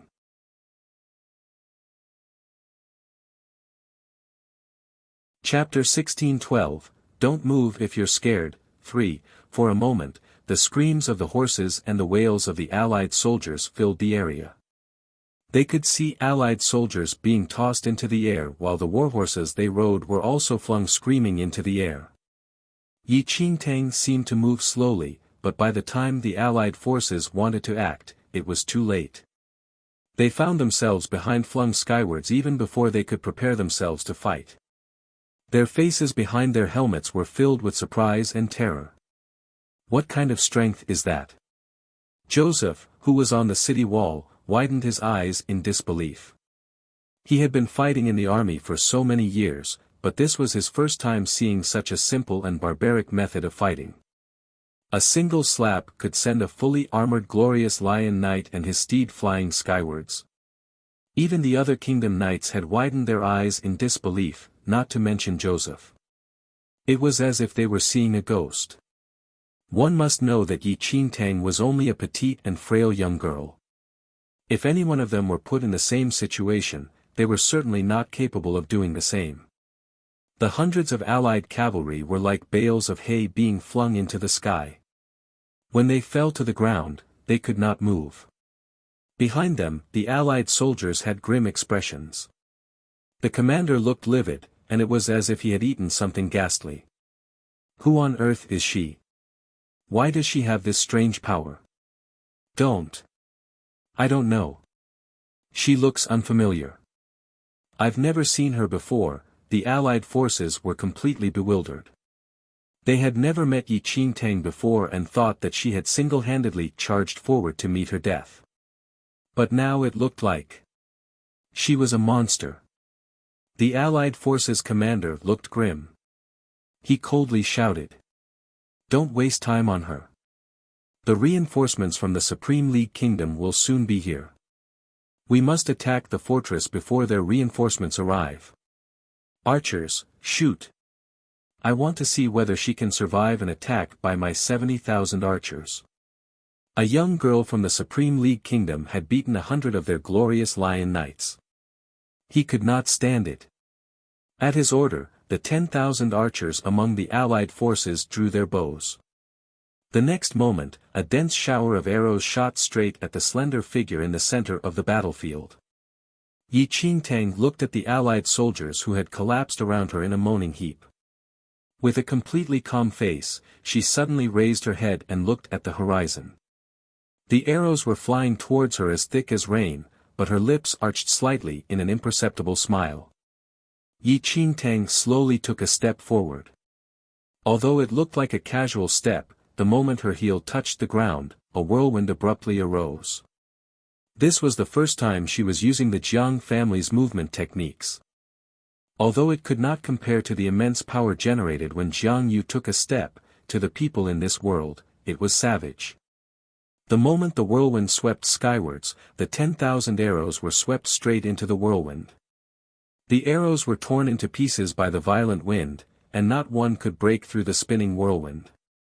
How is this possible? The commander of the Allied forces widened his eyes. 7,000 arrows had been fragmented in a blink of an eye. What kind of joke was this? Where's the Black Witch? Use your witchcraft to kill her. The commander of the Allied forces looked utterly grim. There were 50,000 soldiers ready just to conquer the kingdom fortress. He certainly would not permit this little devil to affect the army's morale.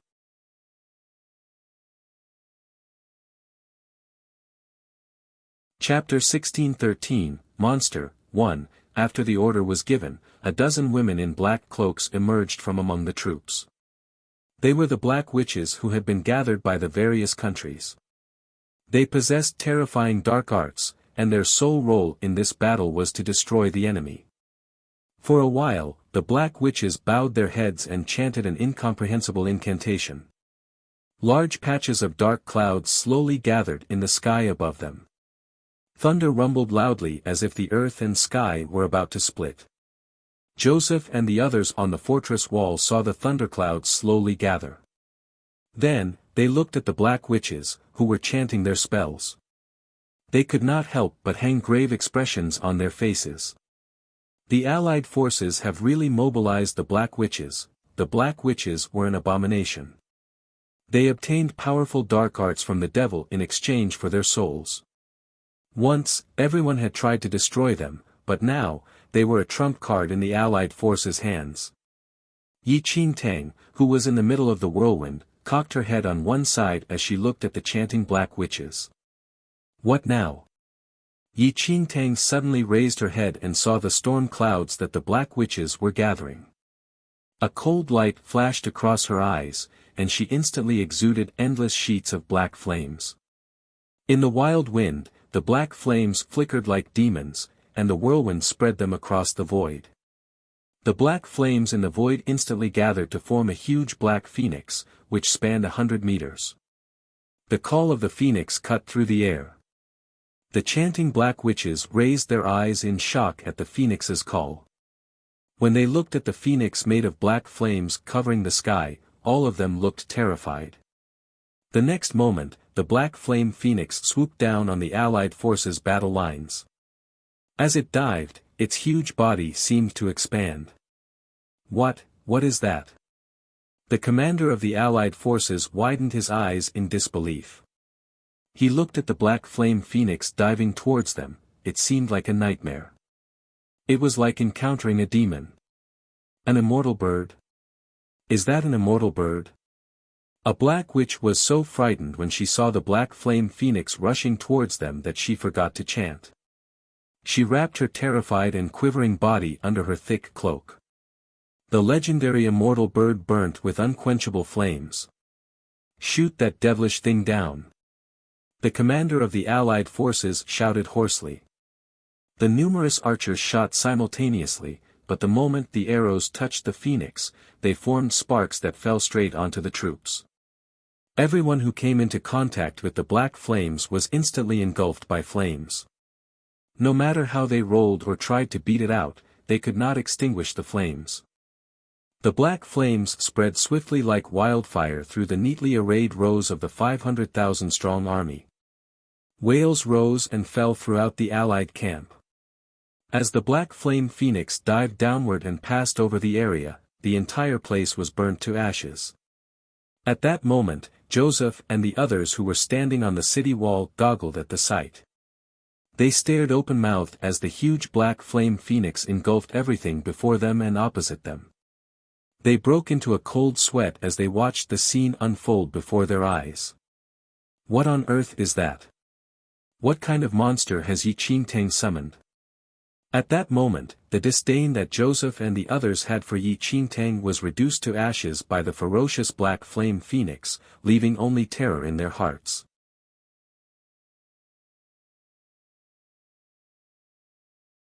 Chapter 16:14, Monster, 2, Fortunately. Fortunately. Tang had not summoned this monster to deal with them. Or else. When they thought of how they had jeered and sneered at Yi Qingtang earlier, Joseph and the others felt cold prickles down their spines. It was as if they had challenged a demon. They wished they could slap themselves. Outside the fortress, the 10,000 demoralized soldiers who were prepared to die were also dumbfounded. They stared as the nearby enemy troops were swallowed by the black flames. They felt as though they were living in a dream. They could not stop rubbing their eyes in disbelief. Previously, they felt that His Majesty the King was forcing them to their doom by sending this young girl who had never been on the battlefield. But they had not thought that. She was not a young girl. She was a monster. The 500,000-strong army was not even able to fight and was simply engulfed by the black flames. Endless moans and screams filled their ears. It was spine-chilling. As the black flames spread, the 500,000-strong army, the glorious lions, and the black witches were all completely reduced to ashes. As the last wail disappeared in the black flames, Yi Qingtang crooked her finger. The black flame phoenix in the horizon and the black flames that covered the ground were instantly drawn back into her fingertips by her power, vanishing without a trace. All that was left on the battlefield was a mountain of ashes. Not even bone fragments remained. The violent wind whooshed past, and the ashes were caught up in the wind, scattering across the spacious battlefield. There were no bodies and no battle. There was no scent of blood. Only the stench of ashes was carried to their nostrils by the wind.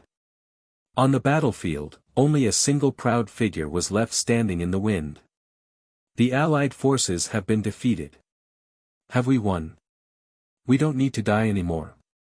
Someone in the 10,000-strong troop suddenly grasped this crucial point. Amidst the shock, his despair gradually dissipated and was replaced by the wild joy of survival. We've won. Knight Tang is awesome. Knight Tang is awesome. The 10,000 soldiers who had managed to survive immediately cheered. They were not afraid to fight, but they did not want to be the sacrificial lambs in a doomed situation. If they could survive to fight another day, who would be willing to die? Waves of cheers filled the air. The soldiers who had survived rushed towards Yi Qingtang. In their eyes, she was a hero, and they celebrated by tossing her in the air. But after personally witnessing this young girl's power, their hearts were filled with respect and gratitude. When they recalled how they had reproached Yi Qingtang and mistrusted her, they were so ashamed that they wanted to dig a hole in the ground and burrow into it. I deserve to die. I actually doubted Knight Tang's abilities. We were really too ignorant. How could His Majesty the King send us to die so easily? His Majesty must have been fully prepared when he appointed Knight Tang to lead the troops. His Majesty the King is wise. Knight Tang is awesome. What did they have to fear with a powerful kingdom knight like Yi Qingtang before them? So what if the opposing side had 50 times more soldiers? One must consider that in this battle, Yi Qingtang had single-handedly demolished the 500,000 soldiers of the allied forces. That was a difference of 500,000 times. Joseph and the others who were on the city wall could not help but gulp when they saw the soldiers cheering for Yi Qingtang.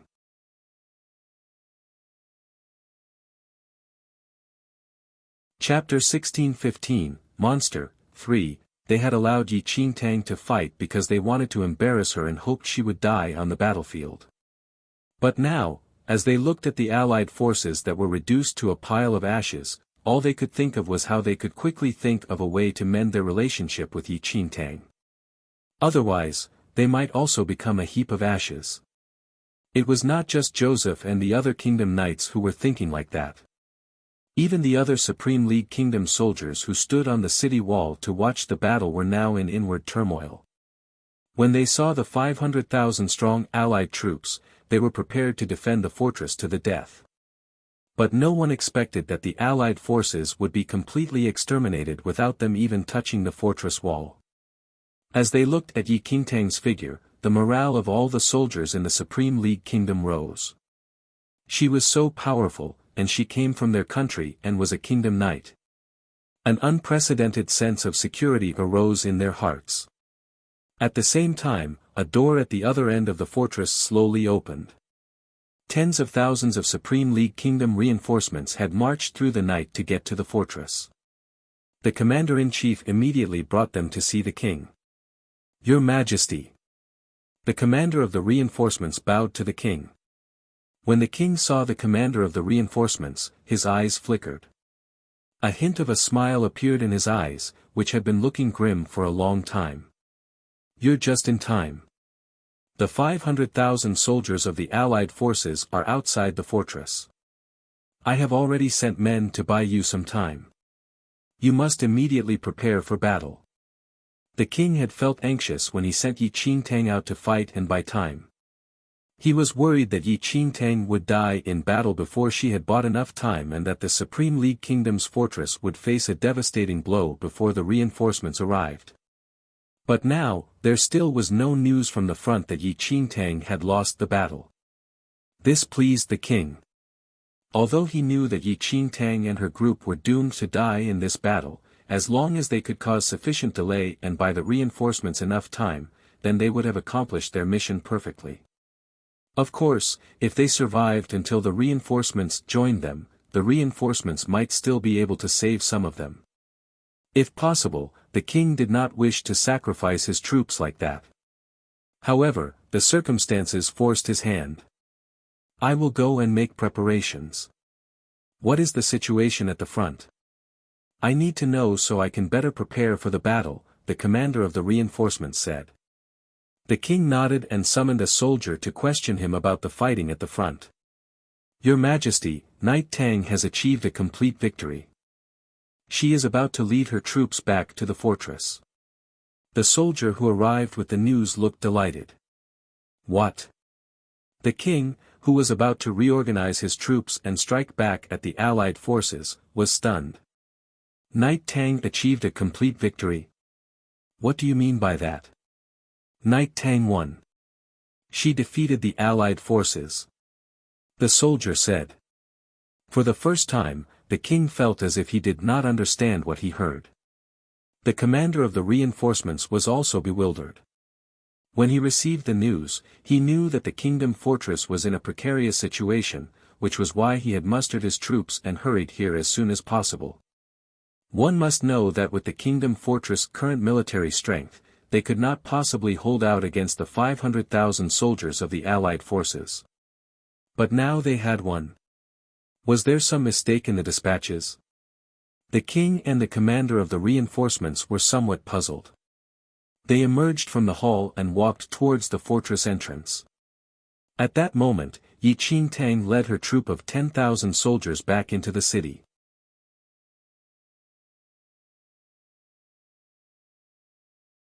Chapter 1616, Kingdom Protector. 1. The king frowned slightly, and his suspicions deepened when he saw that the 10,000 soldiers were perfectly fine. What happened? Did they not leave the fortress to fight the war? The king asked in a deep voice. The soldiers beside him were dumbfounded for a moment and replied immediately. The allied forces were defeated, so they returned. Strange. They clearly won, yet why does His Majesty have such a weird expression? But was there any way for the king to not have a strange expression? They only sent 10,000 people to fight the war and even appointed Yi Qingtang, who had no experience, to lead the troops. No matter what angle this incident was perceived from, it was a hopeless situation given that the Allied forces had 500,000 soldiers. But a few soldiers came to report their victory. How could they have won? How could they possibly have won? Tang, the king called immediately when he noticed Yi Qingtang in the crowd. Yi Qingtang took a step forward and bowed to the king. Your Majesty. You won? The king asked. Yes. Yi Qingtang nodded. Where are the allied forces? Yi Qingtang nodded to the soldiers guarding at the city gates, and those soldiers immediately understood and opened the city gates. Seeing that the soldiers actually opened the fortress gates so easily during a war, the commander of the reinforcements had a serious expression and wanted to stop them, but it was already too late. As the fortress gates opened slowly, the boundless plain entered everyone's sight. There was no trace of the allied forces. The allied forces withdrew their troops. The commander of the reinforcements asked in confusion. Yi Qingtang shook her head. They're right here. What? The commander was at a loss, and a look of dissatisfaction emerged in his eyes as he sized up the girl before him. Where did this brat come from to cause trouble here? Yi Qingtang smiled without saying anything. Joseph and the other kingdom knights rushed down from the city wall and to the king, whom they kneeled to pay respects. Your Majesty, Tang, is saying the truth. The allied forces are right here. The king frowned slightly. There was not a single person outside the fortress. Where were the allied forces? Your Majesty, the 500,000 soldiers of the allied forces are burned into ashes and are blown, everywhere. Joseph mustered his courage to report as he secretly took a look at Yi Qingtang when he spoke. He prayed that Tang could forgive their past ignorance. As calm as the king was, he could not help but widen his eyes at this moment. Then, Joseph and the rest vividly reported to the king the entire process about how Yi Qingtang killed 500,000 soldiers of the allied forces in a second by herself. The king's expression changed drastically, and he looked at Yi Qingtang in astonishment in great contrast to his past half-hearted attitude. The commander of the reinforcements felt his eyes almost popping out. A single person annihilated 500,000 soldiers. Including the glorious Lion Knight's trump card and numerous black witches. What kind of joke is this? The king and the others did not dare to believe it easily, but they had incredibly amusing expressions when they saw the ashes of the allied forces, which the soldiers brought back. 500,000 soldiers were really burned into a pile of ashes by Tang herself. Currently, the commander of the reinforcements no longer looked down on Yi Qingtang. He swallowed his saliva secretly as he looked at the petite girl and mumbled. Your Majesty. Could it be that she is the kingdom protector we have been waiting for years?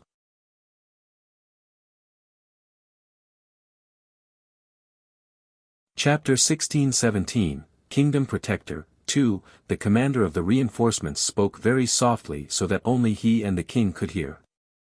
The king's expression changed. But before the king could take his next move, there was an uproar within the fortress.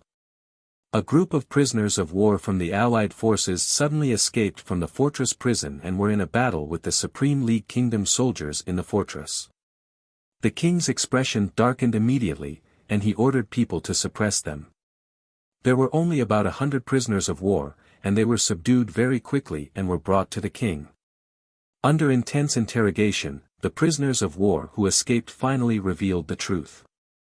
The Allied forces planted spies in the kingdom's fortress and prepared to release all of them from the fortress prison when the 500,000 soldiers attacked, so as to coordinate a pincer attack and annihilate the entire Supreme League kingdom. These prisoners of war kneeling before the king were the first group of people who were released. Spies. The king's expression darkened to the extreme. Without any warning, he unsheathed the sword hung on the waist of the commander of reinforcements and chopped off the head of a prisoner. Send my orders down. Kill all the prisoners of war in the fortress. There was no emotion in the king's voice, but what he said sent chills down everyone's spine. After such a long war, there were thousands of prisoners of war from the Allied forces, and they were all locked in the kingdom's fortress. It was a rule of this mainland to not kill any prisoners of war during a war. Your Majesty, less than 1% of those prisoners of war know about this information. Many of them are innocent, a high-ranking military officer said as he could not bear to see such a sight. However, before he could finish his sentence, the sword in the king's hand slashed the officer's neck. Blood spouted everywhere like a fountain, and the military officers who still wanted to persuade the king immediately kept their mouths shut. Their king was never a compassionate ruler. He was a true cold-blooded emperor who resorted to any means in order to achieve his goal, and all lives were insignificant to him. Just like his ambition to annex the entire mainland. No one dared to question the king's orders anymore. Large groups of soldiers surged into the prison, and in no time, piercing shrieks echoed in the air. The smell of blood emanated from the prison, and it was so strong that it was nauseating. The cries of thousands of prisoners of war did not result in any sympathy nor remorse on the king's face. He simply tossed the sword to the commander of the reinforcements and turned to look at Yi Qingtang. "Tang, follow me to the hall." Yi Qingtang was emotionless as she looked at the king who killed thousands of people with just an order. Then, she moved her legs and headed to the main hall with the commander of the reinforcements. As the king looked at Yi Qingtang in the hall, a smile suddenly appeared on his gloomy face. "Kingdom Protector, I've been waiting for you for a long time." The king did not care about the deaths of thousands of people and was more concerned about the Kingdom Protector. Among the various kingdoms, a powerful protector would always appear at a certain timing. It was said that those protectors were guided by the gods to protect the balance among the kingdoms. They possessed extraordinary abilities and were collectively called the Kingdom Protector.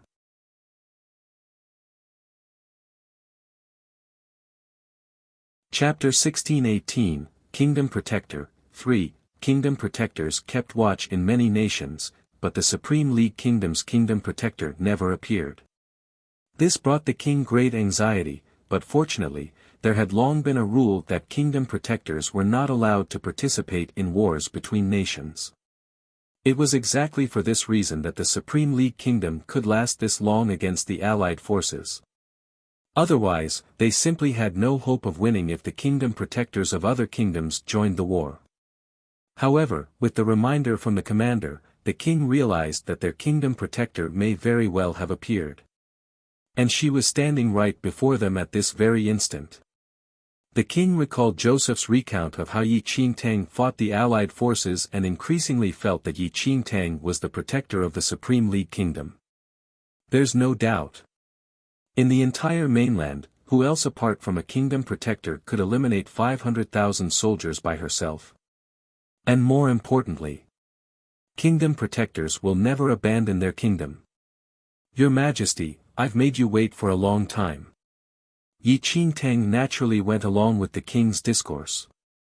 Yi Qingtang did not know what exactly a kingdom protector was, but she clearly sensed the king's change in attitude. The smiling king before her was completely different from the cold-blooded ruler who ordered the deaths of thousands of people just a while ago. Nevertheless, while she did not know what a kingdom protector was, it seemed to be someone who protected this nation from its name, and this coincided with the mission the god of nature gave her. The king nodded in satisfaction. The commander of the reinforcements was astonished and delighted. The Supreme League Kingdom finally had their own kingdom protector. However, the commander of the reinforcements suddenly thought of something, and he looked at the king as though he wanted to say something. At the thought of the military officer who was beheaded for persuading the king, the commander eventually did not voice his worries. It was a good thing that Yi Qingtang was the protector of the Supreme League Kingdom. However, according to the mainland's convention, kingdom protectors were not allowed to participate in wars unless the enemy country invaded the kingdom's capital. However, Yi Qingtang killed 500,000 men of the allied forces earlier on. If this news of this incident spread, yet another disaster would probably hit this mainland. The commander's worries were not unfounded. News of the annihilation of the allied forces' 500,000 soldiers spread across the mainland very quickly. 500,000 elite forces were wiped out in less than half a day, and not a single corpse was left. This was definitely not achievable by normal military troops. Apart from the kingdom protector, who else could possess such formidable powers? Not long after Yi Qingtang annihilated 500,000 soldiers, the king of the Monza kingdom personally visited the Supreme League Kingdom's fortress. The Monza kingdom possessed the greatest military strength on this mainland.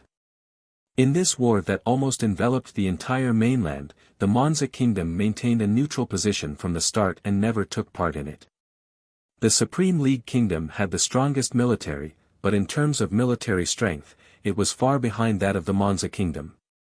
The two kingdoms had always stayed in their own lane, and now that the Monza king personally came to the Supreme League Kingdom's fortress, it seemed that the matter was truly severe.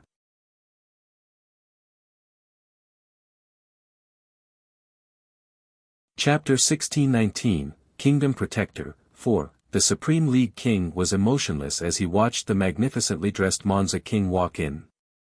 On the other hand, the Monza king was full of smiles. "Old friend, I heard that the Supreme League Kingdom's protector appeared."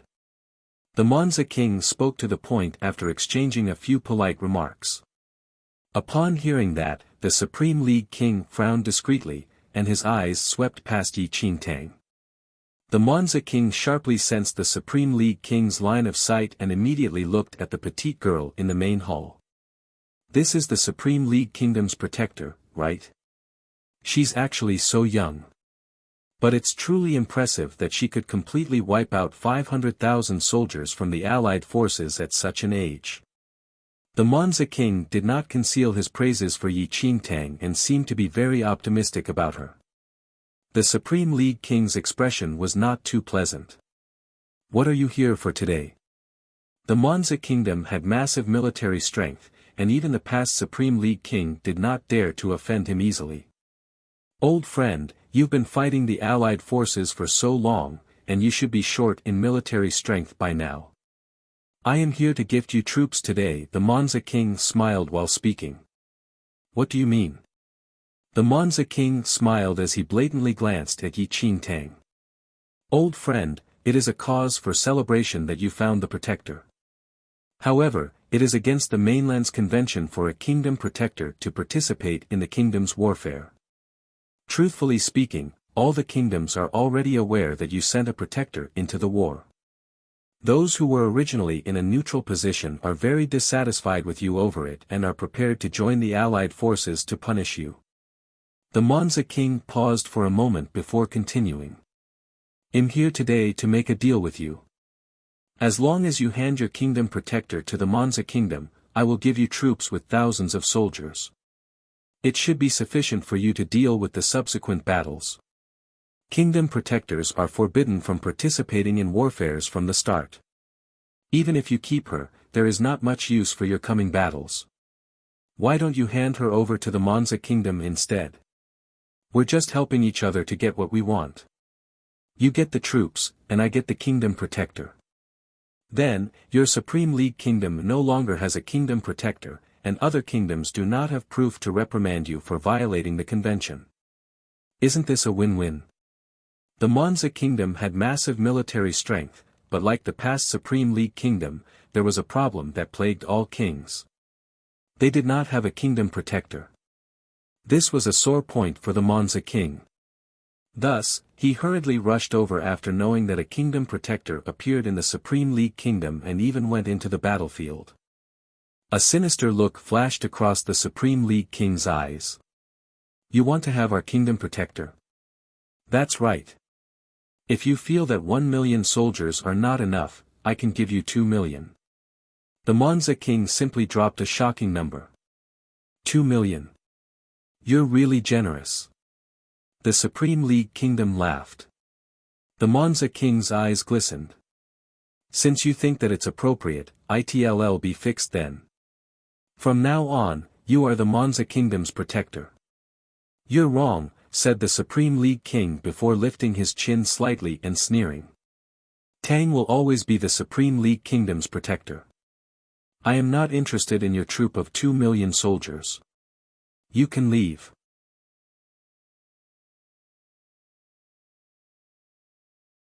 Chapter 1620, Mission Countdown, 1, WH.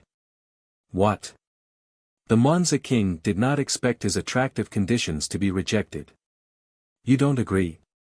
Are you aware that you will really violate the mainland convention if you continue keeping her here? I'm doing this for the good of both our kingdoms.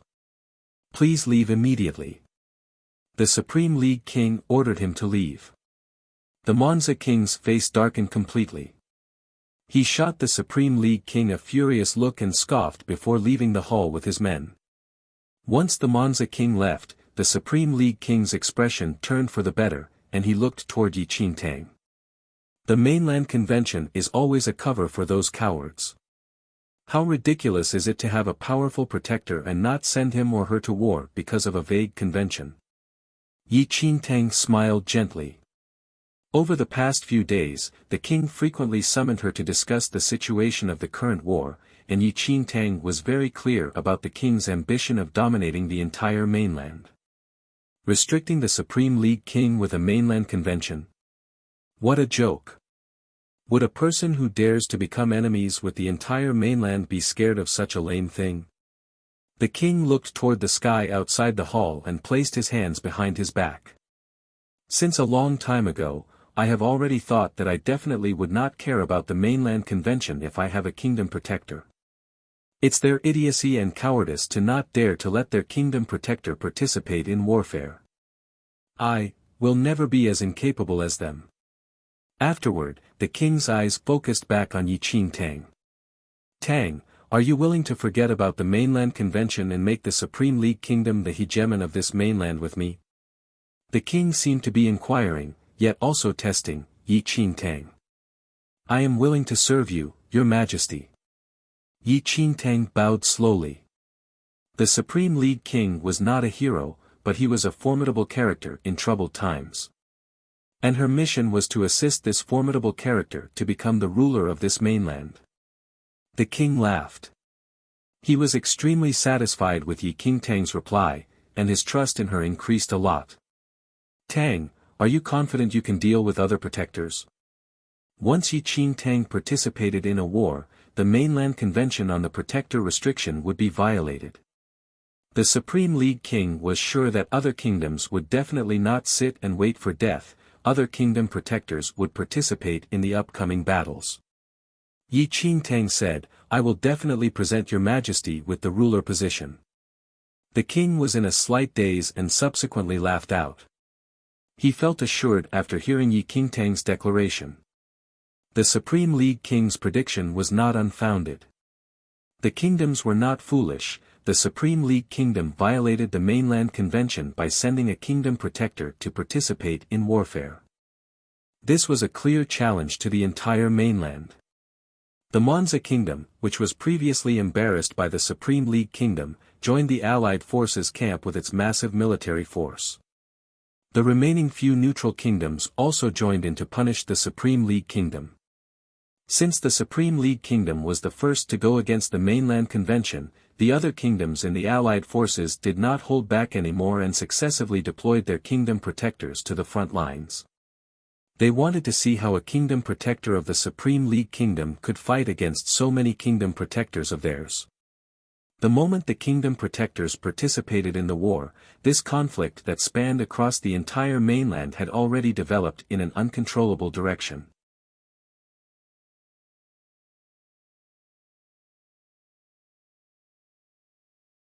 Chapter 1621, Mission Countdown. 2. Dark clouds gathered in the sky, and sand swept in along with the wind.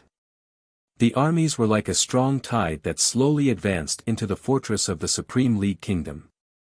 The galloping of horses and hurried footsteps caused tremors in the ground. At the sight of the escalating frenzy at the horizon, the defending guards at the top of the fortress wall were shocked. The bugle call rang suddenly, and a restless stir broke out inside the fortress.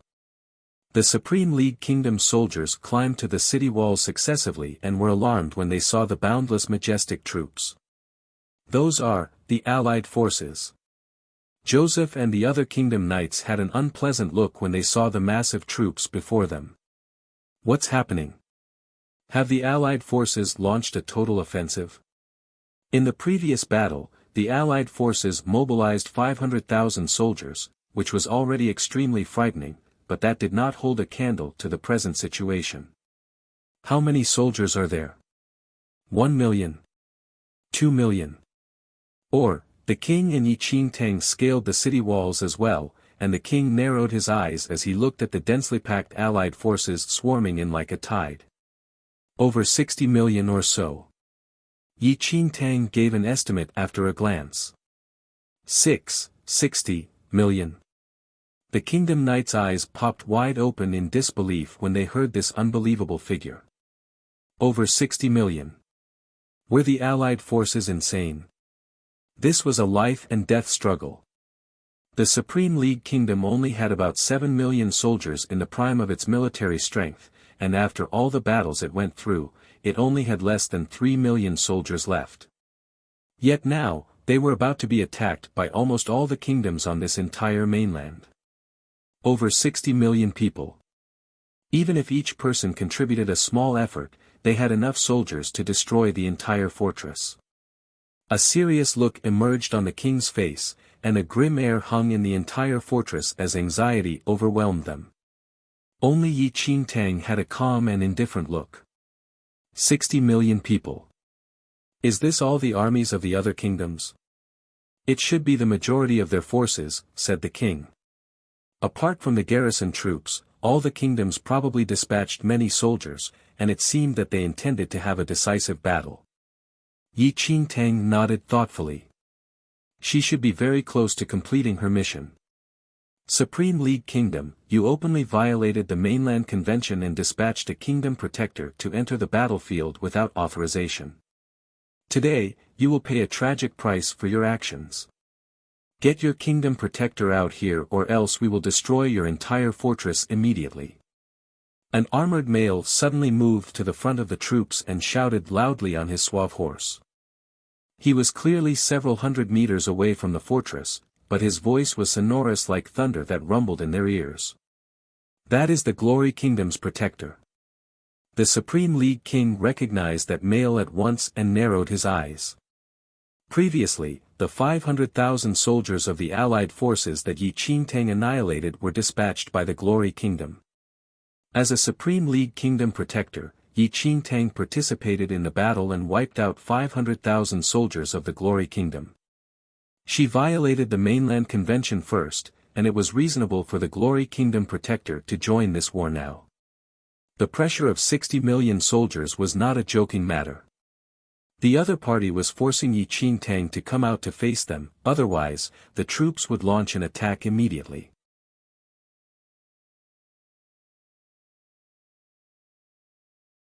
Chapter 1622, Mission Countdown. 3. Tang, the kingdom protector of the glorious kingdom is very formidable.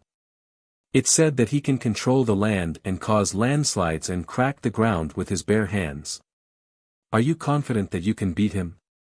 The Supreme League King did anticipate the enemies to send their kingdom protectors, but the one from the glorious kingdom was considered rather powerful out of all the kingdom protectors. Yi Qingtang smiled briefly and gave the Supreme League King a comforting look. Don't worry, Your Majesty. Afterward, Yi Qingtang leaped up and flew toward the battleground from the tall fortress. At this instant, everyone in the Supreme League Kingdom was overwhelmed with anxiety. Meanwhile, the allied forces were calm. In reality, the glorious Kingdom Protector was not the only Kingdom Protector who was dispatched. However, he had a famous teacher and could fight in the war while the other protectors were constrained by the mainland convention and could not strike directly. Nevertheless, in their opinion, the protector of the Supreme League Kingdom seemed very young and weak, so the glorious Kingdom Protector himself seemed to be enough to deal with her. The Glory Kingdom Protector raised a brow in contempt as he looked at the girl who flew toward him. "Are you the Supreme League Kingdom Protector?" "That's right," replied Yi Qingtang. "Ha! Great! You massacred 500,000 soldiers of the glorious kingdom. I will settle this score with you today." The glorious Kingdom Protector jumped down from his horse immediately and cracked his knuckles. Yi Qingtang glanced at him plainly, making it seem as if she did not detect the intense murderous intent emitted by him. "I will use my hands to crush every single bone on your body, bury you underground, and make you die a miserable death." The glorious Kingdom Protector had a look of malice. Without any warning, he lunged forward and swung his fists, which could crush a mountain, heavily toward Yi Qingtang. With a loud bang, the glorious Kingdom Protector swung his fist toward Yi Qingtang's shoulder. However, rather than piercing through Yi Qingtang's flesh, his fist seemed to have hit an extremely sturdy block of diamond. "Full of crap."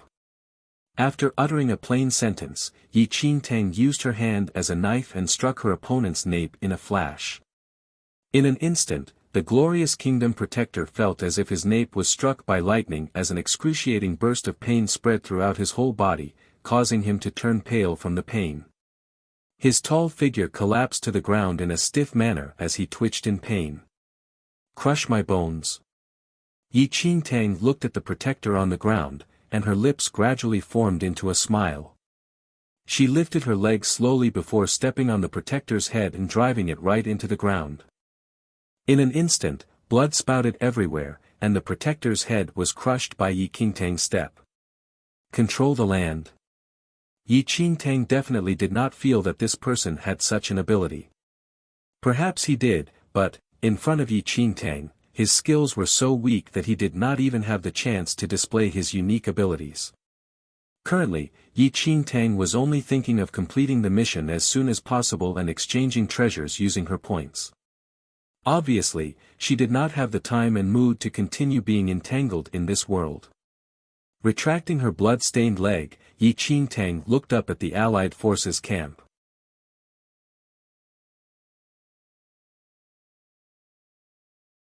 Chapter 1623, Mission Countdown, 4. At this instant, both camps on the battlefield were dumbfounded by the scene before them.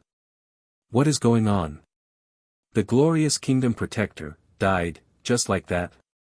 How can this be? Even if the Allied forces took into account that Yi Qingtang was not as weak as she appeared, she should not be strong to the extent that she could kill a Kingdom Protector with a strike and a kick, right? The Supreme League King's initial worries completely vanished upon witnessing the scene, and he looked at Yi Qingtang with deep admiration.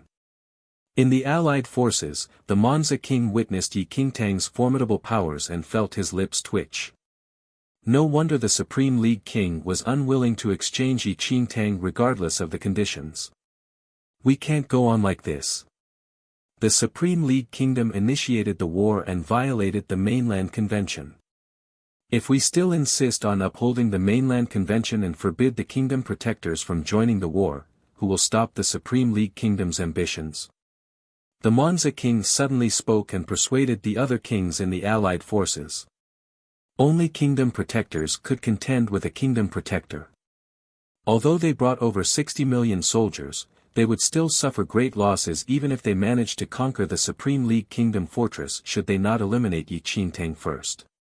The various kings who initially took into account the mainland convention were completely wavering after witnessing how Yi Qingtang killed the glorious Kingdom Protector in a second.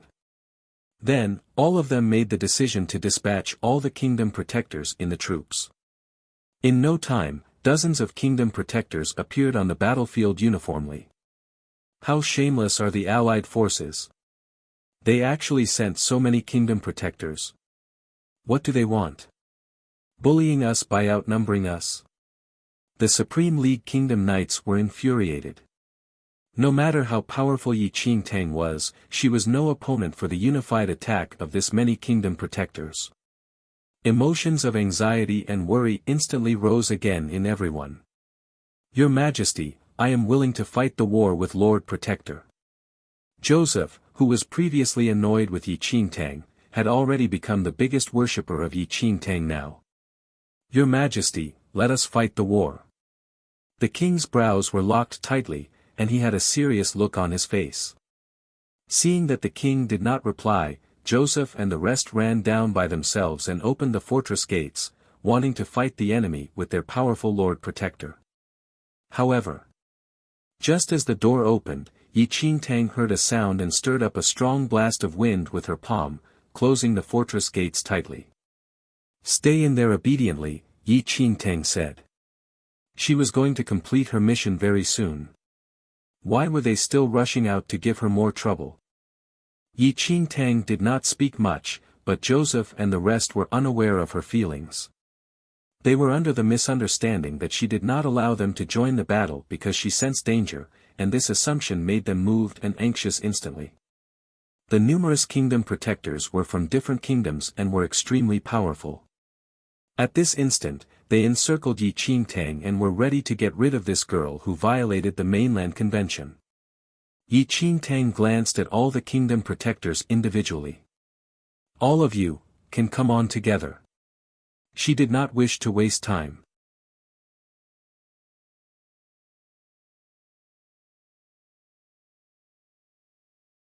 Chapter 1624, Mission Countdown, 5, Yi Qingtang's words left all kingdom protectors stunned. The allied forces thought that she was insane while the Supreme League Kingdom people were dumbfounded. Does Tang know what she is saying? Those kingdom protectors exchanged a look, and they caught sarcasm and ridicule in each other's eyes. Never had they seen such a shameless person before. Did she think she was a god just because she won against a kingdom protector? However, they would not go easy on Yi Qingtang right now. As long as Yi Qingtang died, the Supreme League Kingdom definitely would be unable to defend against the Allied forces' troops, and they would attain the final victory. Almost in an instant, the kingdom protectors surrounding Yi Qingtang began to take action. Light glowed around them, and a powerful aura swept across the entire place like a strong torrent. Everyone in the fortress could sense the immense power and was extremely worried for Yi Qingtang, who faced her opponents alone. Too careless. How can Tang be so arrogant? No matter how powerful she is, it's impossible for her to be the opponent of so many kingdom protectors combined. The soldiers of the allied forces were all smiling. They were waiting. They were waiting for the moment when Yi Qingtang died. Yi Qingtang showed no fear as she looked at the kingdom protectors around her displaying their remarkable powers. She glanced at them from the corner of her eyes slowly and sighed softly. If this is the extent of these kingdom protectors. That's really. In a moment, the kingdom protectors attacked Yi Qingtang at the same time, and a blinding light enveloped the land instantly. An explosive sound pierced everyone's ears. Due to the bright light, no one could see where Yi Qingtang was, and they could only strive to open their eyes and attempt to look for a trace of her shadow. Just as everyone thought that Yi Qingtang would definitely die, a slender figure suddenly leaped out from the bright light. Those kingdom protectors thought that Yi Qingtang had already died from the joint attack when they suddenly felt a powerful aura above their heads. They looked up instinctively, only to see Yi Qingtang floating in the sky and towering over them emotionlessly. In the next second, Yi Qingtang moved her leg in the air slightly. It was a slow and elegant move, but the moment her leg landed, black flames suddenly appeared from beneath her foot. The black flames spread in the surroundings wildly and flooded down to the ground like huge splattering waves. In no time, those aggressive kingdom protectors were completely engulfed by the endless black flames. The light glowing on their bodies gradually vanished from the black flames. Miserable shrieks escaped their mouths continuously as their figures were swallowed by the black flames bit by bit before everyone's eyes. As if they had fallen into a vast ocean with no way of breaking free, they had no room to resist. The scene left everyone utterly dumbfounded. They felt their hair stand as they watched numerous kingdom protectors, the symbol of the greatest power of a kingdom, being engulfed by the black flames, and heard their plaintive cries.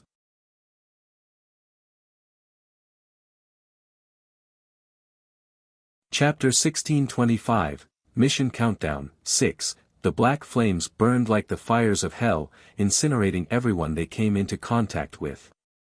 The desolate wails were broken up by the wind and gradually disappeared in the flames. The complacent allied troops were now ashen. These dozen kingdom protectors were gathered from various kingdoms. They were incredibly powerful. But now, these kingdom protectors had been reduced to ashes before their eyes.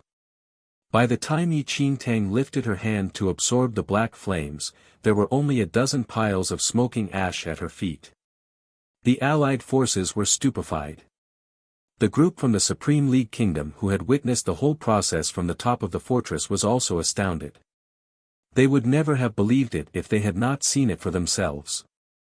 Who on earth could kill a dozen kingdom protectors in a few seconds? Only then did the Supreme League King realize that Yi Qingtang's earlier words were no exaggeration. She said that she would help him become the hegemon of this mainland. At that moment, the king also fully realized that she was the only person in the world who had such terrifying powers. Cheers rang out in the Supreme League Kingdom's fortress. Their kingdom protector was the most powerful one. She was more intrepid than the kingdom protectors in any of the other kingdoms. With such a powerful kingdom protector, what did their Supreme League Kingdom have to fear? There was rejoicing throughout the Supreme League Kingdom. Meanwhile, the allied forces were greatly alarmed. This was a completely unexpected outcome. They had been supremely self-confident when they set out, but now, they were filled with despair. What kind of demon was the Supreme League Kingdom Protector? They were all kingdom protectors, yet why was she so terrifyingly powerful? But before the allied forces could recover from their fright, the cheering Supreme League Kingdom soldiers impatiently opened the fortress gate and swarmed out. At that moment, all of them were burning with the desire to fight. Even if they had to face millions of enemies, they felt no fear. Because they had the most powerful kingdom protector on this mainland. She could single-handedly exterminate 100,000 men. She could kill a dozen kingdom protectors. She was Yi Qingtang. Millions of Supreme League Kingdom soldiers swarmed out of the fortress. They deliberately stood behind Yi Qingtang as if she was the true, indomitable force behind the throne. Yi Qingtang had utterly terrified the allied forces. As the allied forces faced this army that was several times smaller than theirs, terror rose in their bones. So what if they had fewer soldiers? As long as the Supreme League Kingdom had Yi Qingtang, it was enough to terrorize them. The leaders of the allied forces almost simultaneously ordered the retreat to be sounded. What kind of joke was this? Even the kingdom protectors were no match for this monster. They would only die at her hands. The 60 million strong army retreated without fighting. They fled in confusion like dogs that had lost their master. This day completely altered the situation on the entire mainland. In a single day, the allied forces had lost a dozen kingdom protectors. This terrified them more than losing 10 million troops. Yi Qingtang, who had won a great victory, seized the opportunity to pursue them. Step by step, she pushed the Supreme League Kingdom to the highest position within the mainland.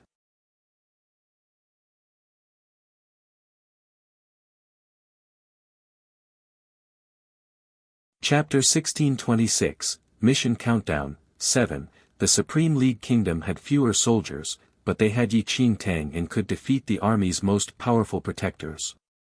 Under Yi Qingtang's leadership, the Supreme League Kingdom army easily swept aside all resistance and destroyed one allied army camp after another. Wherever they went, the Allied forces would flee in disarray. Their only wish was that they were born with a few more legs. As the Allied troops were routed, the Supreme League kingdom's power grew. Utterly terrified, the countries could not consolidate their strength. All of them sought to preserve themselves, so the alliance died in all but name. The Supreme League king advanced towards his goal of uniting this mainland. As they won again and again, the king's cruel and domineering side became increasingly apparent. Each time they captured a kingdom's capital, the king would order everyone in the kingdom to be killed. It was a massacre.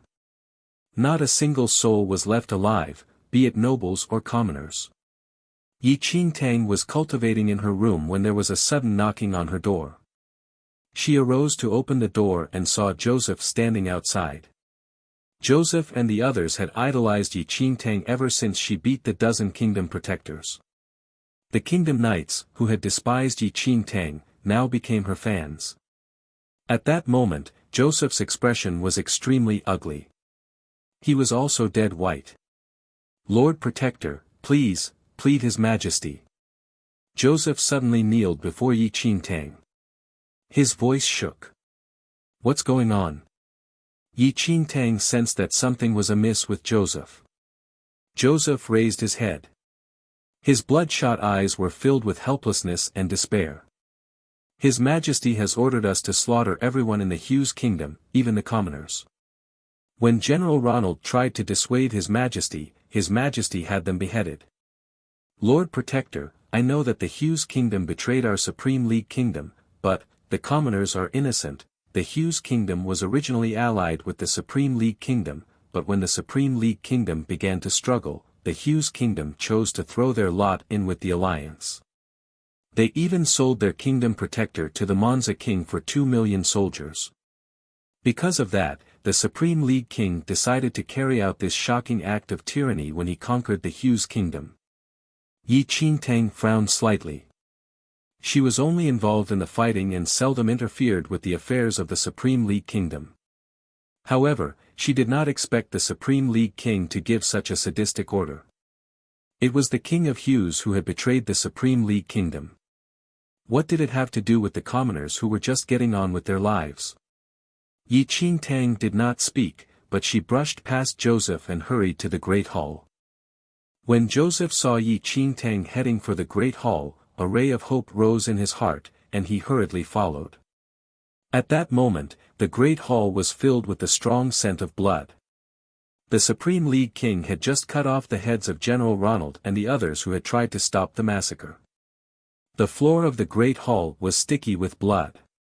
Everyone was ashen, and their hands shook as they tried to wipe the blood stains away. The king on his throne showed no sign of pity. The Great Hall was flanked by 2 ministers, who were pale and unnerved. They did not dare to say a word. Amidst this dead silence, Yi Qingtang strode through the entrance.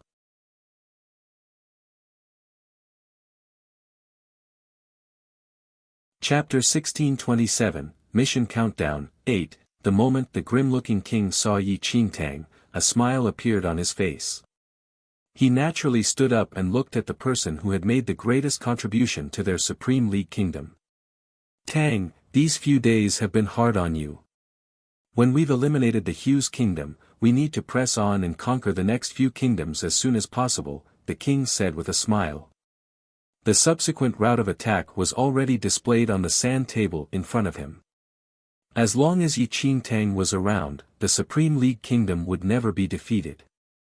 At that moment, the king did not look like the same cruel person who had just ordered an entire kingdom to be slaughtered. "Your Majesty, you ordered the citizens of Hughes kingdom to be slaughtered." Yi Qingtang spoke bluntly as she looked at the king, who was prepared to realize his ambitions. The king was taken aback. From the corner of his eye, he glanced at Joseph, who had entered with Yi Qingtang, and a malicious look flashed across his face. "Tang, the Hughes kingdom betrayed us. Have you heard of the saying, if you are not one of us, your heart is not with us?"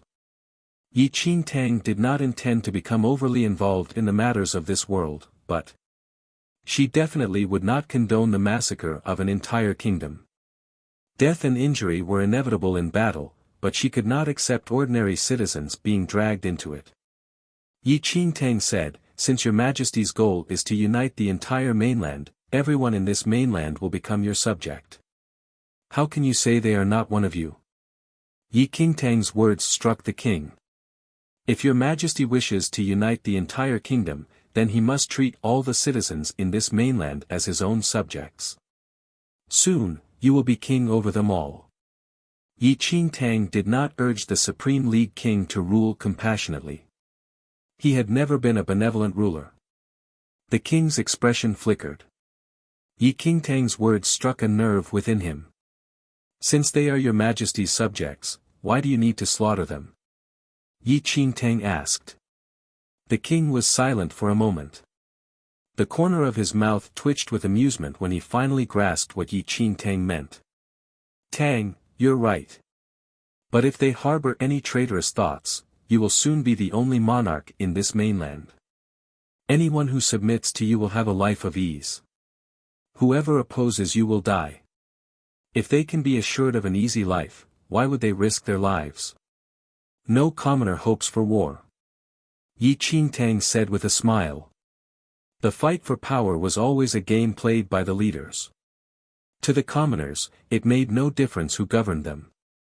As long as the leader allowed them to have a life of ease, they would love him. The king sank into deep thought. He had ruled with an iron fist. Even if he conquered a country, he would eliminate all the subjects in the kingdom at the first opportunity, both to prevent the people from rebelling and to ensure his absolute sovereignty. But Yi Qingtang's words had shaken the king's thinking.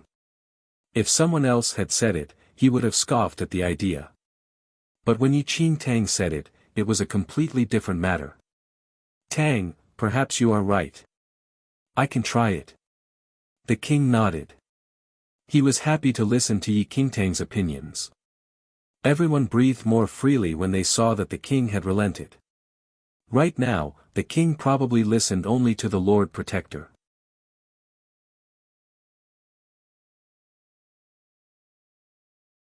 Chapter 1628, Mission Countdown, 9, The king did, in fact, take Yi Qingtang's advice and rescinded his chilling order to slaughter everyone. Now, all the kingdoms on this mainland were terrified of Yi Qingtang. The moment they saw Yi Qingtang on the battlefield, they fled as swiftly as possible. Some of them simply raised the white flag in surrender. Yi Qingtang also took the opportunity to suggest that to avoid further warfare, the king should accept any kingdom that voluntarily surrendered and submitted to the Supreme League kingdom. All they had to do was disarm and remove their royal family. Then, the Supreme League kingdom could take over straight away without needing to fight any further. The king fundamentally agreed to Yi Qingtang's suggestions. When this was implemented, many kingdoms wanted to surrender. However, the Supreme League king's cruelty made them uneasy and caused them to hesitate. Fortunately, once the first country tried it and was not slaughtered by the Supreme League kingdom, all the other countries saw a ray of hope. More and more countries voluntarily chose to yield. They would rather submit to the Supreme League kingdom than face a monster like Yi Qingtang on the battlefield. Yi Qingtang's suggestion swiftly ended the war that would otherwise have lasted many years. The Supreme League kingdom was the greatest beneficiary and controlled the entire mainland. Because the war ended early, the people could finally stop worrying about the cruelties of war, and many soldiers were saved from a tragic death on the battlefield. The Supreme League king's disposition seemed to change as well. He was much more benign towards the countries that surrendered. The other countries also heard that it was the Supreme League kingdom's powerful protector who had pacified this predatory monarch. Many of them were grateful to Yi Qingtang. The Supreme League kingdom's unification plan caused the royal family of every kingdom to lose their position and privileges. This reduced the pressure among the royal families on this mainland. Unification had its benefits. The bishop, who had mistaken Yi Qingtang for a white magician, and who was seeking an opportunity to thrive among the kingdoms, was stunned when he finally saw the legendary, most powerful kingdom protector on the day that the kingdoms were united. Isn't that the white magician who had vanished? How did she become the kingdom protector? When the Supreme League Kingdom accomplished the feat of unification, Yi Qingtang finally finished her mission in this world. At the banquet to celebrate the unification, Yi Qingtang left the world with the god of nature. She did not know that shortly after she left, the source of magic on this mainland, which had been sealed for over 1,000 years, re-emerged. Because the entire mainland was unified and the Supreme League King had taken Yi Qingtang's advice to show clemency, he could gather all the powers in the mainland to study the source of magic. This allowed this mainland, which had waned for a long time, to once again welcome a new era. And the kingdom protector who had precipitated the unification of this mainland suddenly vanished and was passed into legend. When Yi Qingtang returned to this mainland again, she would never have imagined it would become a world surrounded by magic. After leaving the two-star constellation, Yi Qingtang returned to the illusory void again. Only then did the god of nature crisply fling 2,000 points at Yi Qingtang. However, according to the rules, Yi Qingtang could only use these 2,000 points the next time she entered the illusory void. Now, Yi Qingtang could only use the 1,000 points she had obtained last time. You're tuning in to the Han Li's Wuxia Adventures YouTube channel. We're so grateful for your support, and don't forget to subscribe to join us on this incredible journey through captivating stories. Your generosity through donations truly makes a world of difference, as it's the primary source of revenue that allows me to expand and enhance this channel for you. Thank you from the bottom of my heart for being a part of this adventure.